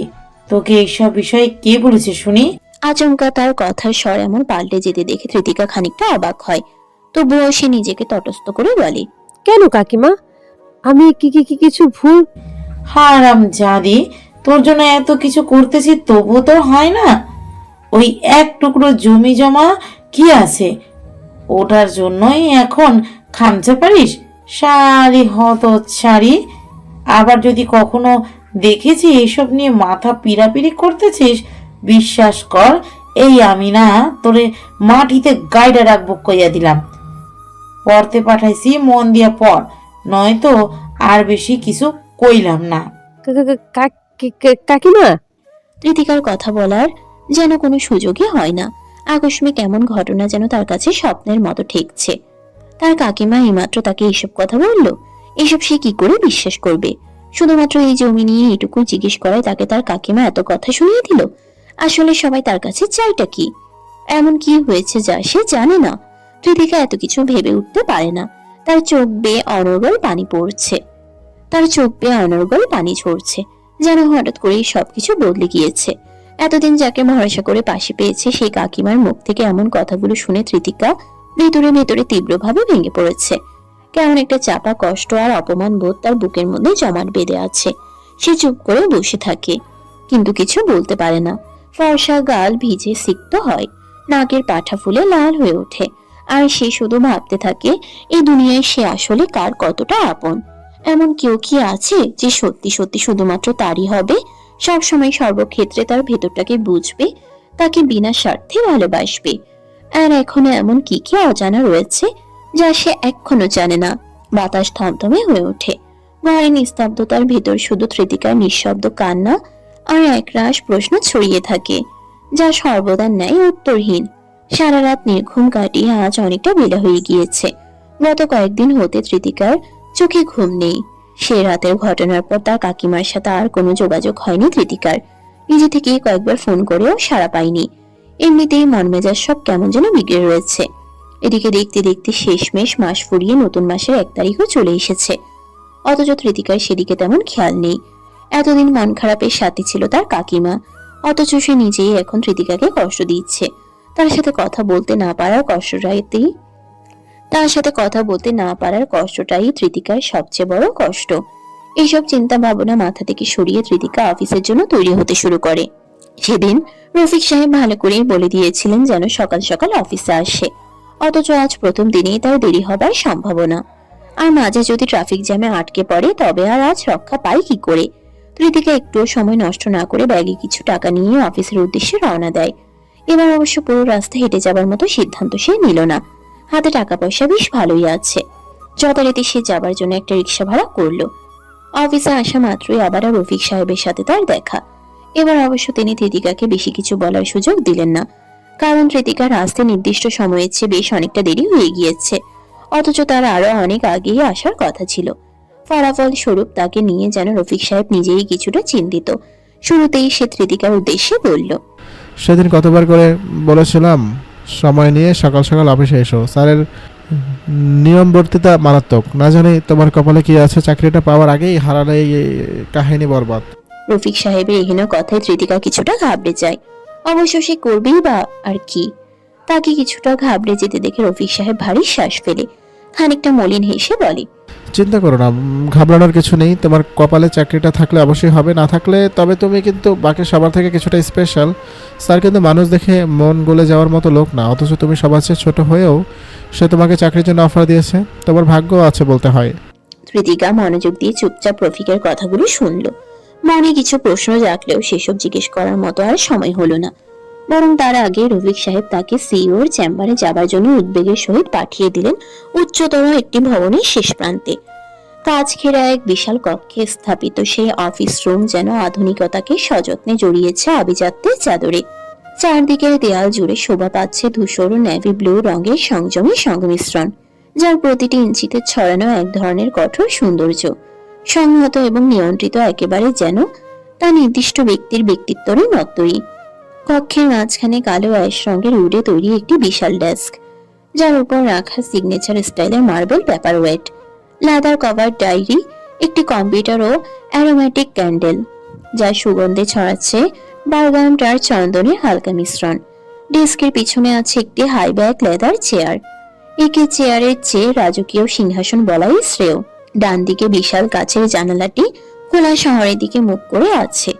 নিচে মানুষের ভিড়, যানবাহনের জট আর দূরে দিগন্ত, সবই যেন তার পায়ের নিচে। এছাড়া মিনিমাল সোফা সেট ও সেন্টার টেবিল ব্যবসায়িক অতিথিদের জন্য সংরক্ষিত। টেবিলের উপরে কিছু ম্যাগাজিনের স্তূপ এবং তার পাশে রাখা এক বোতল ভিন্টেজ স্কচ আর দুটি ক্রিস্টাল গ্লাস। সিদ্ধান্তের মুহূর্তে যার এক চুমুক আরো দৃঢ় করে ব্যক্তিকে। বাম দিকের বুক শেলফে গুছিয়ে রাখা রয়েছে ফাইন্যান্স, সাইকোলজি ও স্ট্র্যাটেজির বিজনেস রিলেটেড বই সহ আরো কিছু পুরনো নোটবুক, হয়তো যেখানে লেখা আছে এআরসি কোম্পানির সিও ওরফে আদির রায়ান চৌধুরীর প্রথম উদ্যোগের না পড়া সকল অধ্যায়গুলো। সেলফের উপর এক কোণে সযত্নে রাখা কয়েকটি চকচকে ট্রফি। কেবল এইটুকুই যেন এই ঠান্ডা প্রফেশনাল ঘরে এক বিন্দু উষ্ণতা যোগ করেছে। ঘরের সর্বত্র জুড়ে রয়েছে শীতল এক নীরব আধিপত্য, যেখানে কেউ উচ্চস্বরে কথা বলে না, কেবল সকলেই সম্মান করে। কারণ এই কেবিন শুধু একটি অফিসে নয়, এটি এআরসি সাম্রাজ্যের হৃদয় কেন্দ্র। তৃতীয়া দরজা ঠেলে দিয়ে চারপাশটা দেখতে দেখতেই যেন বিষম খেল। তার সম্মুখে যে কেউ বসে থেকে তার ভাবগতিক পর্যবেক্ষণ করছে তা সে ঘুণা করেও টের পাচ্ছে না। প্রায় অনেকটা সময় পর কারো গলা খাকানোর শব্দে তৃতিকার ধ্যান ভাঙে। তৎক্ষণাৎ সামনের দিকে তাকাতেই নজরে পড়ে গম্ভীর অভিব্যক্তি সেই আদির রায়ান চৌধুরীকে, হাইব্যাক চেয়ারে পায়ের উপর পা তুলে কড়া দৃষ্টিতে তার দিকে তাকিয়ে। আর আধের রায়ানের এমন চাহনিতেই তৃতিকার চোখ মুখ চুপসে গিয়ে গলা শুকিয়ে গেল। এই যেন চাহনি নয়, বরং নিঃশব্দে কাউকে গিলে খেয়ে ফেলা বার্তা আভাস। তৃতিকা কি করবে না করবে কিছু বুঝে ওঠার পূর্বেই আচমকা সে দেখতে পায় আধের রায়ান তার গম্ভীর দৃষ্টি নিচে নামিয়ে নিয়েছে। তার নজর এখন কিছু ফাইলের দিকে। এদিকে তৃতিকা নিজেকে দ্রুত সামলে নিয়ে ভাবতে লাগে এই মুহূর্তে তার কি করা উচিত। তৃতিকা খেয়াল করে দেখে সে এখনো দরজার কাছেই দাঁড়িয়ে, আর সে এক মারাত্মক আহাম্মকের মতো দরজা খুলে ভেতরে আসার পারমিশন না চেয়েই রুমে প্রবেশ করে ফেলে। এমন অবস্থায় সে আরো বেশি ঘাবড়ে যায়, তবুও নিজেকে যথাসাধ্য চেষ্টায় সামলে নিয়ে ইতস্তত করে আওড়ায়, স্যার আসবো? ভেতরে যখন চলে এসছেন তবে কিসের পারমিশন চাইছেন? এমন শীতল গম্ভীর কণ্ঠে তৃতিকা অকস্মাৎ চমকে উঠল। আধি রায়ান এখনো তার দিকে মুখ তুলে তাকায়নি, বরং সে না তাকিয়ে তৃতিকাকে এহেন কথা বলে দেয়। এদিকে তৃতিকা সাহস করে চুপচাপ তার দিকে এগিয়ে যায়। এরই মাঝে ভিজিটর চেয়ারের সামনে এসে চুপটি করে দাঁড়ায়। তৎক্ষণাৎ আদি রায়ান ওরফে গম্ভীর মুখ লোকটি বলে ওঠে, প্লিজ সিট ডাউন। আদির কথায় তৃতিকা মুখ তুলে এক পলক তাকে দেখে নেয়। পরক্ষণে আলতো ভাবে ভারী শ্বাস ফেলে চুপচাপ চেয়ার টেনে গুটিসুটি হয়ে বসে পড়ে। তৃতিকা বসা মাত্রই আধির রায়ান মাথা উঁচিয়ে তার দিকে তাকায়। নিমিষেই তৃতিকা কিঞ্চিত ঠোক গিলে মাথা নিচু করে। So you're late on your first day? Tritika মাথা তুলে আদিরের দিকে তাকায়। গম্ভীর তীক্ষ্ণ এক চাহনি তার দিকে নিক্ষিপ্ত। আদিরের এই কথার উত্তরে তৃতিকার কি বলা উচিত বুঝতে পারল না। সে শুধু ধীরস্বরে আওড়ালো, সরি স্যার, আর কখনো দেরি হবে না। তৃতিকার কথায় আদির রায়ান কিঞ্চিত বাঁকা রুক্ষ হাসে। সে হাসিতে তৃতিকা খানিকটা ঘাবড়ে যায়। মন বলছে আজই তার এই অফিস থেকে বিদায় হয়ে যাবে। এরই মাঝে আধির তার উদ্দেশ্যে বলে, মিস তৃতিকা, দেরি করা এক জিনিস, আর দেরি করে এসে পারমিশন না নিয়ে সরাসরি রুমে প্রবেশ করা তা একেবারেই ভদ্রতার মধ্যে পড়ে না। আদিরের কণ্ঠে রাগ কিংবা ক্ষোভ নেই, কিন্তু রুক্ষতার স্বরে এক ধরনের শীতল তাচ্ছিল্য জড়িয়ে আছে। যেন প্রতিটি শব্দ ছুরি হয়ে এসে তৃতিকার আত্মবিশ্বাসে ঘা দিচ্ছে। তৃতিকা আবার একবার মুখ নিচু করে চোখের পলকে নিজের অস্থিরতা ঢাকার ব্যর্থ চেষ্টা করে, অথচ গলার স্বর এখনো কাঁপছে। সে ধীরে ধীরে বলে, আমি সত্যি খুব নার্ভাস ছিলাম স্যার, আপনার সময় নষ্ট করার জন্য দুঃখিত। আদি এবার তার আঙ্গুলে ডগায় রাখা কলমটা হাতে তুলে নেয়। তারপর তা ব্যালেন্স করে একবার ঘুরিয়ে আবার নামিয়ে রাখে। এরপর হঠাৎ বলে ওঠে, নার্ভাস? এই তো শুরু। আপনি কি জানেন না, নার্ভাসনেস এখানে একটা বিলাসিতা মাত্র। আমাদের এই ফ্লোরে যেখানে প্রতিটা সেকেন্ড মানে লক্ষ টাকার প্রজেক্ট, সেখানে আপনি এক মিনিটও হারানোর সুযোগ পাবেন না। বিশেষ করে আপনার মতো নতুনদের জন্য এখানে নার্ভাস শব্দের কোনো জায়গা নেই। পরবার নার্ভাস থাকলে আগে গায়ে পানি দিয়ে আসবেন। এটা অফিস, স্কুল নয়। আর এখানে কাউকে সরি বলে রক্ষা পাওয়া যায় না। সময়, ভদ্রতা আর প্রফেশনালিজম, এই তিনটে জিনিসে কারোর জন্য কোনো ছাড় নেই। একসাথে এত কিছু শুনে তৃতিকা সম্পূর্ণ হতভম্ব। এবার সে জবাব দিতে গিয়েও হোঁচট খায়। কিন্তু পরক্ষণেই নিজেকে গুছিয়ে নিয়ে বলে, আমি বুঝতে পারছি স্যার, আমি প্রতিশ্রুতি দিচ্ছি আমি আমার সর্বোচ্চটা দেব। আধির একবার এক দৃষ্টে তার দিকে তাকিয়ে থাকে। চোখ জোড়া যেন এক্সরের ন্যায় চোখ দিয়ে মানুষকে ভেদ করে তার মেরুদণ্ড অবধি পড়ে ফেলতে পারে। আদি রায়ান এক দৃষ্টিতে কৃতিকার দিকে কিছুক্ষণ তাকিয়ে থাকার পর হঠাৎ করেই চেয়ার থেকে হেলান দিয়ে একটু পিছনে যায় এবং আবারও গম্ভীর্যের সহিত বলে ওঠে, গুড। আমি অতিরিক্ত কথা পছন্দ করি না মিস কৃতিকা। কাজ দেখলে বুঝতে পারবো আপনি এখানে থাকার উপযুক্ত কিনা। এই বলে আধির খানিকটা সময়ের জন্য থেমে যায় এবং পরক্ষণেই এক মুহূর্ত থেমে আবার বলে ওঠে, প্রেজেন্টেশন রুমে যান। 20 মিনিটের মধ্যে প্রথম ক্লায়েন্টের ব্রিফিং শুরু হবে। আপনি ওখানে থাকবেন, শুনবেন এবং নোট নেবেন। দেখা যাক আপনি কতটা শিখতে আগ্রহী। কৃতিকা সোজা হয়ে বসে পড়ে। তার চোখে তখন ভয় আর কৌতূহলের মিশ্র প্রতিচ্ছবি। Yes sir. সে এটুকু বলে থমকায় এবং ধীরে ধীরে চেয়ার থেকে উঠে দাঁড়ায়। আধির রায়ান আর কিছু না বলে ফাইলের দিকে চোখ ফেরায়, যেন কৃতিকা এখন কেবল এক টুকরো বাতাস যা রুমে এসেছিল এবং চলে যাবে। তবে এরই মাঝে হঠাৎ আধির পেছন হতে কৃতিকার উদ্দেশ্যে বলে, মিস কৃতিকা। কৃতিকা বের হতেই নিয়েছিল, তবে আচমকা আধিরের কথা শোনা মাত্রই সে উল্টো ঘুরে পেছন ফিরে তাকায়। তখনই দেখতে পায় আধির পাশের উপর পা তুলে ফাইলের উপর থেকে নজর সরিয়ে তার দিকে তাকিয়েছে। কৃতিকা কিছুটা ইতস্তত সরেই বলতে চায়, স্যার আরো কিছু কি বলবেন? কৃতিকার কথা পুরোপুরি শেষ হয় না, বরং তার পূর্বেই আধির রায়ান তার গম্ভীর কণ্ঠে কৃতিকার দিকে তীক্ষ্ণতার সহিত প্রশ্ন ছুড়ে বলে, আপনার হোম টাউন কোথায়? আচমকা এহেন কথা শুনে কৃতিকা অকস্মাৎ ভড়কে যায়। যেন এমন পরিস্থিতিতে এহেন প্রশ্ন একদমই বেমানান। সে নিজেকে তটস্থ করতে আধির রায়ানের উদ্দেশ্যে বলে, জি স্যার। আপনার হোম টাউন কোথায়? আবার সে একই স্বরে তীক্ষ্ণ গম্ভীর প্রশ্ন। কৃতিকা আড়ালে খানিকটা ভারী শ্বাস ফেলে বলে, নারায়ণগঞ্জ। কৃতিকার কথায় আধিরের কপালে কিঞ্চিত ভাঁজ পড়ে। সে তৎক্ষণাৎ খানিকটা সন্দিহান স্বরে আওড়ায়, নারায়ণগঞ্জ? জি স্যার। আধির কপাল কুঁচকে এক দৃষ্টিতে কৃতিকার দিকে তাকিয়ে থাকে, যেন কিছু একটা তার মন মতো হয়নি। এখানে যেন বিশেষ এক কিন্তু রয়ে গিয়েছে। কৃতিকার সিবিতেও সে নারায়ণগঞ্জের ঠিকানাই দেখেছিল, কিন্তু এটা যেন তার চিন্তা ভাবনার সাথে সামঞ্জস্যভাবে ঠিকঠাক খাচ্ছে না। ওদিকে কৃতিকা যেন কিছুই বুঝতে পারছে না এখানে আদতে হচ্ছেটা কি। হঠাৎ এত বড় অফিসের সিইও তার হোম টাউন নিয়ে পড়ে আছে, বিষয়টা কেমন যেন অদ্ভুত। তবুও সে নিজেকে যথাসাধ্য স্বাভাবিক রাখলো। ততক্ষণে আদির তার খেয়াল থেকে বেরিয়ে গম্ভীর স্বরে আচমকা বলল, আপনি এখন যেতে পারেন। কৃতিকা তার কথায় ভারী শ্বাস ফেলে। লোকটি সুদর্শন হলেও বয়সে তার কত বড়। এত বড় মানুষের কাছ থেকে বারবার আপনি শুনতেও অদ্ভুত লাগছে, কিন্তু এটা তো আর তার গ্রামের বাড়ি নয় যে গ্রামের চাচা মামাদের মতো আধিরও তাকে তুই তুমি সম্বোধন করবে। এইসব ভাবতে ভাবতে কৃতিকা খানিকটা মুচকি হেসে ফেললো।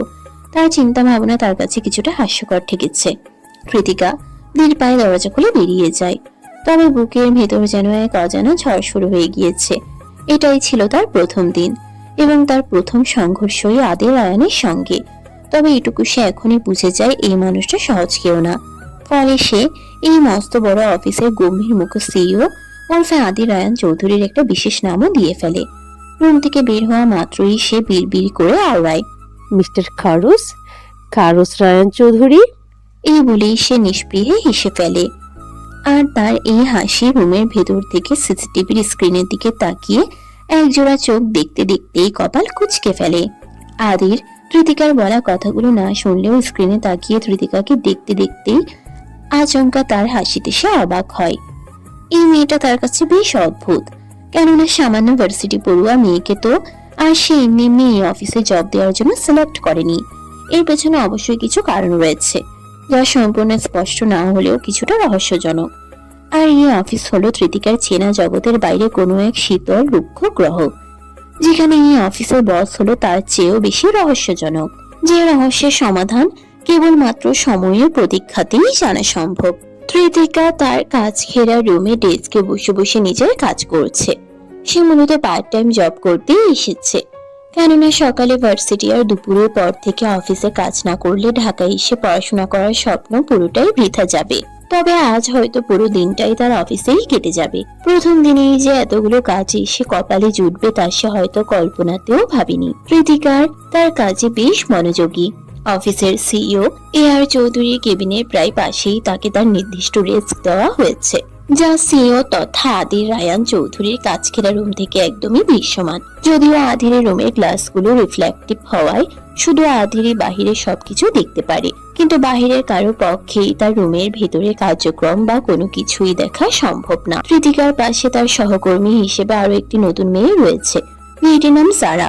যদিও সে কৃতিকার চেয়ে বয়সে কিছুটা বড়, কিন্তু মেয়েটির হাবভাব খানিক অদ্ভুত। প্রথম পরিচয় আলাপে সে তার বিশেষ কোনো কিছুই আন্দাজ করতে পারেনি। মেয়েটি কখনো গম্ভীর খিটখিটে মেজাজের, আমার মনে হয় হয়তো স্বাভাবিকই। দুজনে পাশাপাশি বসে ভালোই নিজেদের কাজে মনোযোগী হয়েছে। তবে মাঝে মধ্যে কাজের ফাঁকে ফাঁকে সে এই সারা নামক মেয়েটিকে আর চোখে দেখছে।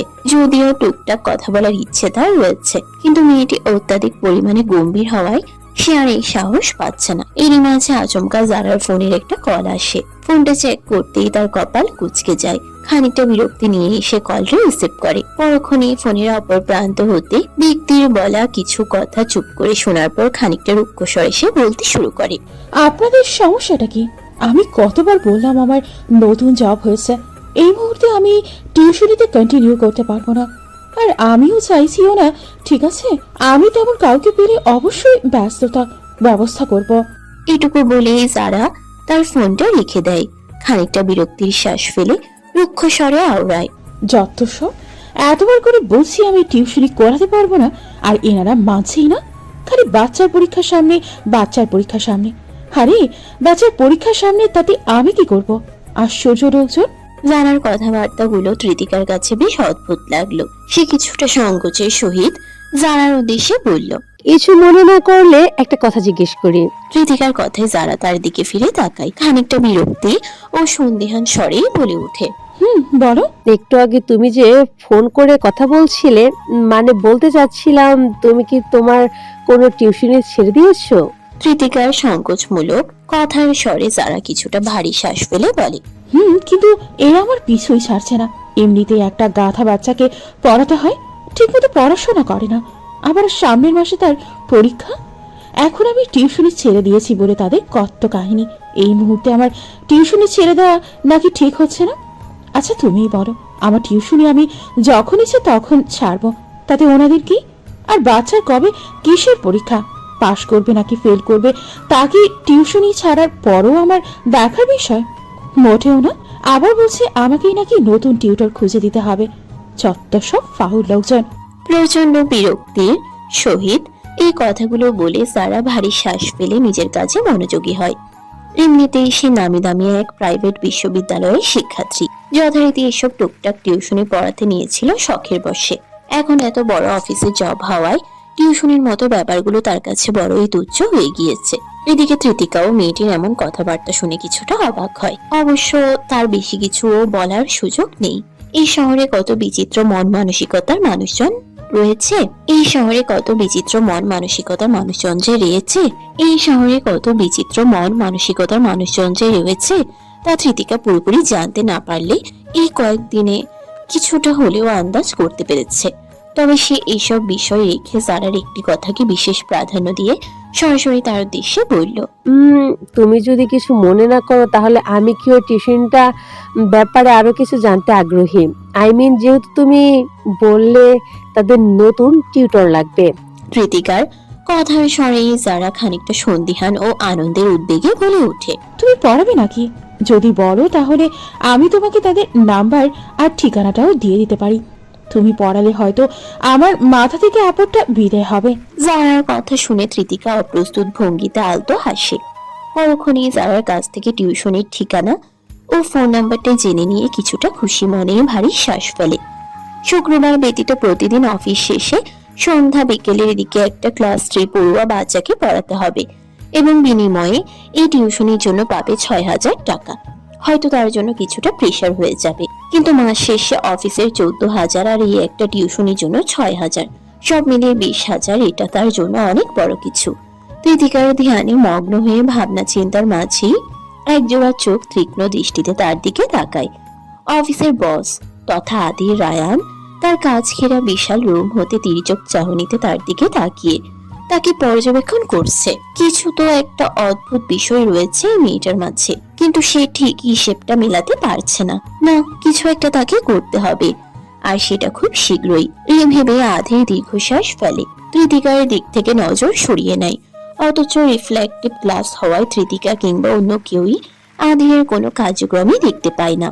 আজ সারাটা দিন অফিসে খাটাখাটুনির পর অবশেষে বিকেলে শেষ প্রান্তে তৃতিকা অফিস থেকে মুক্তি পায় এবং আগামীর জন্য কোনো প্রকার দেরি না করে সোজাসুজি জালার দেওয়া ঠিকানার উদ্দেশ্যে রওনা দেয়।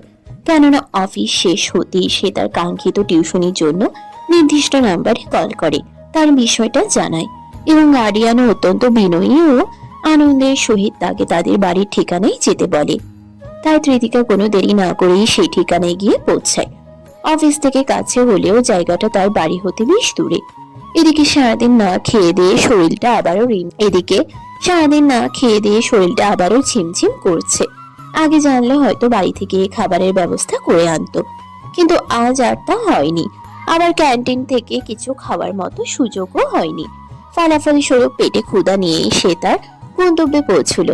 বিশাল এক প্রাসাদ সমতুল্য বাড়ি। বাড়ির চারপাশে বিশাল ইট পাথরের দেওয়াল, সম্মুখে সোনালী রাঙা বিশাল এক গেট। তার সামনে কয়েকজন নীল রঙের পোশাক পরিধানরত গার্ড দাঁড়িয়ে। আর এমন একটা বাড়িতেই নাকি তার টিউশনি করাতে হবে। কৃতিকা বাড়ির সামনে দাঁড়িয়ে কিছুটা দ্বিধাদ্বন্দ্বে পড়ে গেল। এটাই কি তার কাঙ্ক্ষিত ঠিকানা, নাকি আসতে কোনো ভুল হয়েছে? সে গেটের দিকে এগিয়ে যেতেই দেখে গেটের একপাশে কালো রঙের নেম প্লেটে সোনালী কালিতে বড় করে লেখা চৌধুরী ম্যানশন। এদিকে কোনো এক অপরিচিতকে বাড়ির সামনে ঘুরঘুর করতে দেখে গার্ডরা তাকে সন্দেহের বশত তার পরিচয় জিজ্ঞেস করলে কৃতিকা সরল মনে নিজের পরিচয় দেয় এবং গার্ডদের পারমিশন নিয়েই বাড়ির ভিতরে প্রবেশ করে। বাড়ির সদর দরজায় আসতেই এক বৃদ্ধ নারীকে দেখে তৃতিকা খানিকটা থমকা। বৃদ্ধার বেশভূষায় স্পষ্ট আভিজাত্যের ছাপ, হাত গলা ভর্তি সোনার গহনা, হাতে দুটো মোটা বালা, গলায় মোটা একটা চেন। দেখেই মনে হচ্ছে তিনি এই বাড়ির এক গুরুত্বপূর্ণ সদস্য। ওদিকে সাদা পোশাকে মোড়ানো মধ্যবয়স্কা বৃদ্ধা নারীটি তাকে দেখে এগিয়ে এলো এবং এসেই জিজ্ঞাসার স্বরে বলল, এই মেয়ে, কে তুমি? তোমাকে ভেতরে আসতে দিয়েছে, অথচ আমি তো তোমায় চিনতে পারছি না। নারীটির কথাগুলো যথেষ্ট নমনীয়, তবে কণ্ঠে জানার তীব্র আগ্রহ। কৃতিকা কিছুটা ঘাবড়ে গেলেও নিজেকে যথাসাধ্য স্বাভাবিক রেখে বলে ওঠে, আসসালামু আলাইকুম। টিউটরের জন্য আমাকে এই ঠিকানায় আসতে বলা হয়েছিল, সেজন্য। কৃতিকার কথা শেষ হতে না হতেই বৃদ্ধা নারী বিস্তৃত হেসে বলে উঠল, ওয়ালাইকুম আসসালাম। ওয়ালাইকুম আসসালাম। মাস্টারি পড়াবে? তাহলে ওখানে দাঁড়িয়ে কেন? ভেতরে এসো দ্রুত। হঠাৎ তার চোখে মুখে এত উচ্ছ্বাস দেখে তৃতিকা কিছুটা অবাক হলো। বিষয়টা কেমন যেন তার বোধগম্য নয়। এরই মধ্যে নারীটি কাউকে জোর স্বরে ডাকতে লাগলো, ঈশানী, ও ঈশা, এদিকে আয় তো। ইয়াস আব্বার জন্য নতুন মাস্টার ডেকেছিস? এই দেখ, নতুন ম্যাডাম আসছে। বৃদ্ধা নারীটির কথা শুনে একটি অল্প মধ্যবয়স্ক নারী সিঁড়ি বেয়ে নিচে নেমে এলো। পরনে সাধারণের মাঝেও আভিজাত্যে ঘেরা বেগুনি রঙের শাড়ি, ফর্সা গোলগাল চেহারা, চুলগুলো খোপা করা, সব মিলিয়ে নান্দনিক এক সাজসজ্জা। সে অল্প বয়সী নারীটি কৃতিকাকে দেখে হাস্যোজ্জ্বল অভিব্যক্তিতে সামনে এসে দাঁড়িয়ে বলে, তুমি সে ফোন করেছিলে যে? কৃতিকা খানিকটা ইতস্তত স্বরেই বলে, জি, আমি তৃতিকা। বাহ, বেশ মিষ্টি নাম। ঈশানীর কথা শুনে পাশ থেকে বৃদ্ধা নারীটি আওড়ায়, তিতিকা, মাইয়ার নামটাও যেমন, মাইয়া দেখতেও তেমন। মাশাল্লাহ মাশাল্লাহ। টিউশনের খোঁজে শুরুতে এমন একটা জায়গায় চলে আসা, অতঃপর স্টুডেন্টের গার্ডিয়ান থেকে এমন সব মন্তব্য, সবকিছুই যেন তৃতিকাকে কিছুটা অস্বস্তিতে ফেলে দিচ্ছে। তৃতিকা আলতো ভাবে ইতস্তত ভঙ্গিতে মুচকি হাসে। ওদিকে সে কিছু বলার আগেই ঈশানী আবার তাকে টেনে নিয়ে গিয়ে সোফায় বসিয়ে দেয় এবং কিছু সার্ভেন্টকে ডেকে নানান নাস্তা পানির ব্যবস্থা করতে বলে। এই দুজন ব্যক্তির এমন কার্যক্রমে তৃতিকা সম্পূর্ণ হতভম্ব। তার এখন পর্যন্ত সেভাবে কিছু বলার সুযোগই যেন হলো না, শুধু চুপচাপ বসে বসে দুজনের কাজকর্ম দেখে যাচ্ছে। এরই মাঝে আবার বৃদ্ধা নারীটি একে একে তার পরিচয় সম্পর্কে যত কিছু জানা যায় সবই সহজ সরল মনে জেনে নেয়। কখনো তার গ্রাম পরিচয়, কিংবা কখনো তার বাবা মা সম্পর্কে। আবার বাবা মায়ের সম্পর্কে জানতে গিয়ে বৃদ্ধা নারীটির মনও খারাপ হয়। তবে কৃতিকাও তেমন সংকোচ বোধ করে না। দুজনকেই তার বেশ মিশুক মনে হয়েছে। যতটুকু বলা ঠিকঠাক মনে হয়েছে সে ততটুকু তাদের সাথে শেয়ার করে। তবে কৃতিকা খেয়াল করে দেখলো এত বিশাল বাড়িটিতে এই দুইজন ব্যক্তি ব্যতীত আর কেউই নেই। অর্থাৎ এই মুহূর্তে আর কাউকে তার নজরে এলো না। যা রয়েছে তা হলো কয়েকজন সার্ভেন্ট। কৃতিকা এই বিষয়ে আর বেশি ভাবার প্রয়োজন বোধ করে না। এসব তার জানার বিষয়ও নয়। এদিকে হাসি মুখে নানান কথার আলাপ শেষে ঈশানী তথা কৃতিকার নতুন স্টুডেন্ট ইয়াসের মা তার উদ্দেশ্যে বলতে লাগলো, তোমাকে আমার বেশ পছন্দ হয়েছে। আমার ছেলেটা অনেক ছোট, তেমনি অনেক দুষ্টু, পড়াশোনাটা ঠিকমতো করতেই চায় না। সামনের মাসে ওর এক্সাম, অথচ পড়াশোনার অবস্থা অত্যন্ত বাজে। এর মাঝে আবার ওর পুরনো মিস হুট করে চলে গেলেন। আমি তোমাকে এই মুহূর্তে কোনো প্রেশার দিচ্ছি না, কিন্তু পরীক্ষা যেহেতু আগামী মাস থেকে, তাই তুমি যদি ঈশানকে আগামীকাল থেকে পড়ানো শুরু করতে। এইসব পড়াশোনার বিষয়েও ঈশানীর কথাবার্তায় এত ইতস্তত বোধ দেখে কৃতিকা কিছুটা অবাক হয়। একই সাথে অবাক হয় তখন অফিসে ফোনে যখন যারা কথা বলছিল, তার যদি ভুল না হয় তবে সেসব রুক্ষ কথাবার্তা সে হয়তো ঈশানীর সাথেই বলছিল। অথচ এমন লোকজনের সাথে কেউ কিভাবে অমন করে রুক্ষ ভাষায় কথা বলতে পারে তা কৃতিকার বোধগম্য নয়। ঈশানীর কথার প্রতি উত্তরে কৃতিকা বিস্তৃত মুচকি হেসে বলে, জি অবশ্যই, আমি আগামীকাল থেকেই পড়া শুরু করব। তাহলে তো বেশ ভালো হয়। আর যার জন্য এখানে আসা, আমার সেই স্টুডেন্ট ঈশান কোথায়? কৃতিকার কথায় ঈশানী হেসে ফেলে। ওদিকে আবার বৃদ্ধা নারীটি তথা হাফসা বেগম বলে ওঠে, আচ্ছা, ঈশান আব্বা কি এখনো ঘুমাচ্ছে? ঈশানী হ্যাঁ সূচক স্বরে বলে, ওকে আর তাহলে না ডাকি, অসময়ে উঠলে আবার দুষ্টুমি শুরু করবে। কৃতিকাও বিস্তৃত হেসে বলে, আচ্ছা ঠিক আছে, কালে না হয় ওর সাথে পরিচয় আলাপ করে নেব। টুকটাক আরো কিছু কথাবার্তার পর তাদের কথোপকথন শেষ হয়। এদিকে প্রায় সন্ধ্যা নেমে আসছে। কৃতিকাও খুব বেশি দেরি করতে চাইল না। এখানে জোরপূর্বক হালকা নাস্তা করলেও বেচারির অনেক বেশি খিদে পেয়েছে। চোখ মুখ চুপসে গেলেও তার হাস্যোজ্জ্বল হাসিতে তার বোঝার উপায় রাখছে না সে। অবশেষে ছোট করে বিদায় আদায়ের পর কৃতিকা চৌধুরী বাড়ি ছাড়তে সদর দরজার দিকে অগ্রসর হয়। তবে এরই মাঝে আবার আচমকা পেছন থেকে ঈশানীর ফোনে কথোপকথন শুনতে পেয়ে তার পা জোড়া কিঞ্চিত সময়ের জন্য থেমে যায়। কৃতিকার বিদায়ের মুহূর্তেই হঠাৎ এক পরিচিত ব্যক্তির নম্বর হতে ঈশানীর ফোনে কল এলে সে প্রচন্ড হাসি মুখে কথা বলতে শুরু করে এবং একটা পর্যায়ে সে বলে ওঠে, আধীর, কখন বাড়ি আসবে তা বলো, আমি অত কিছু জানি না।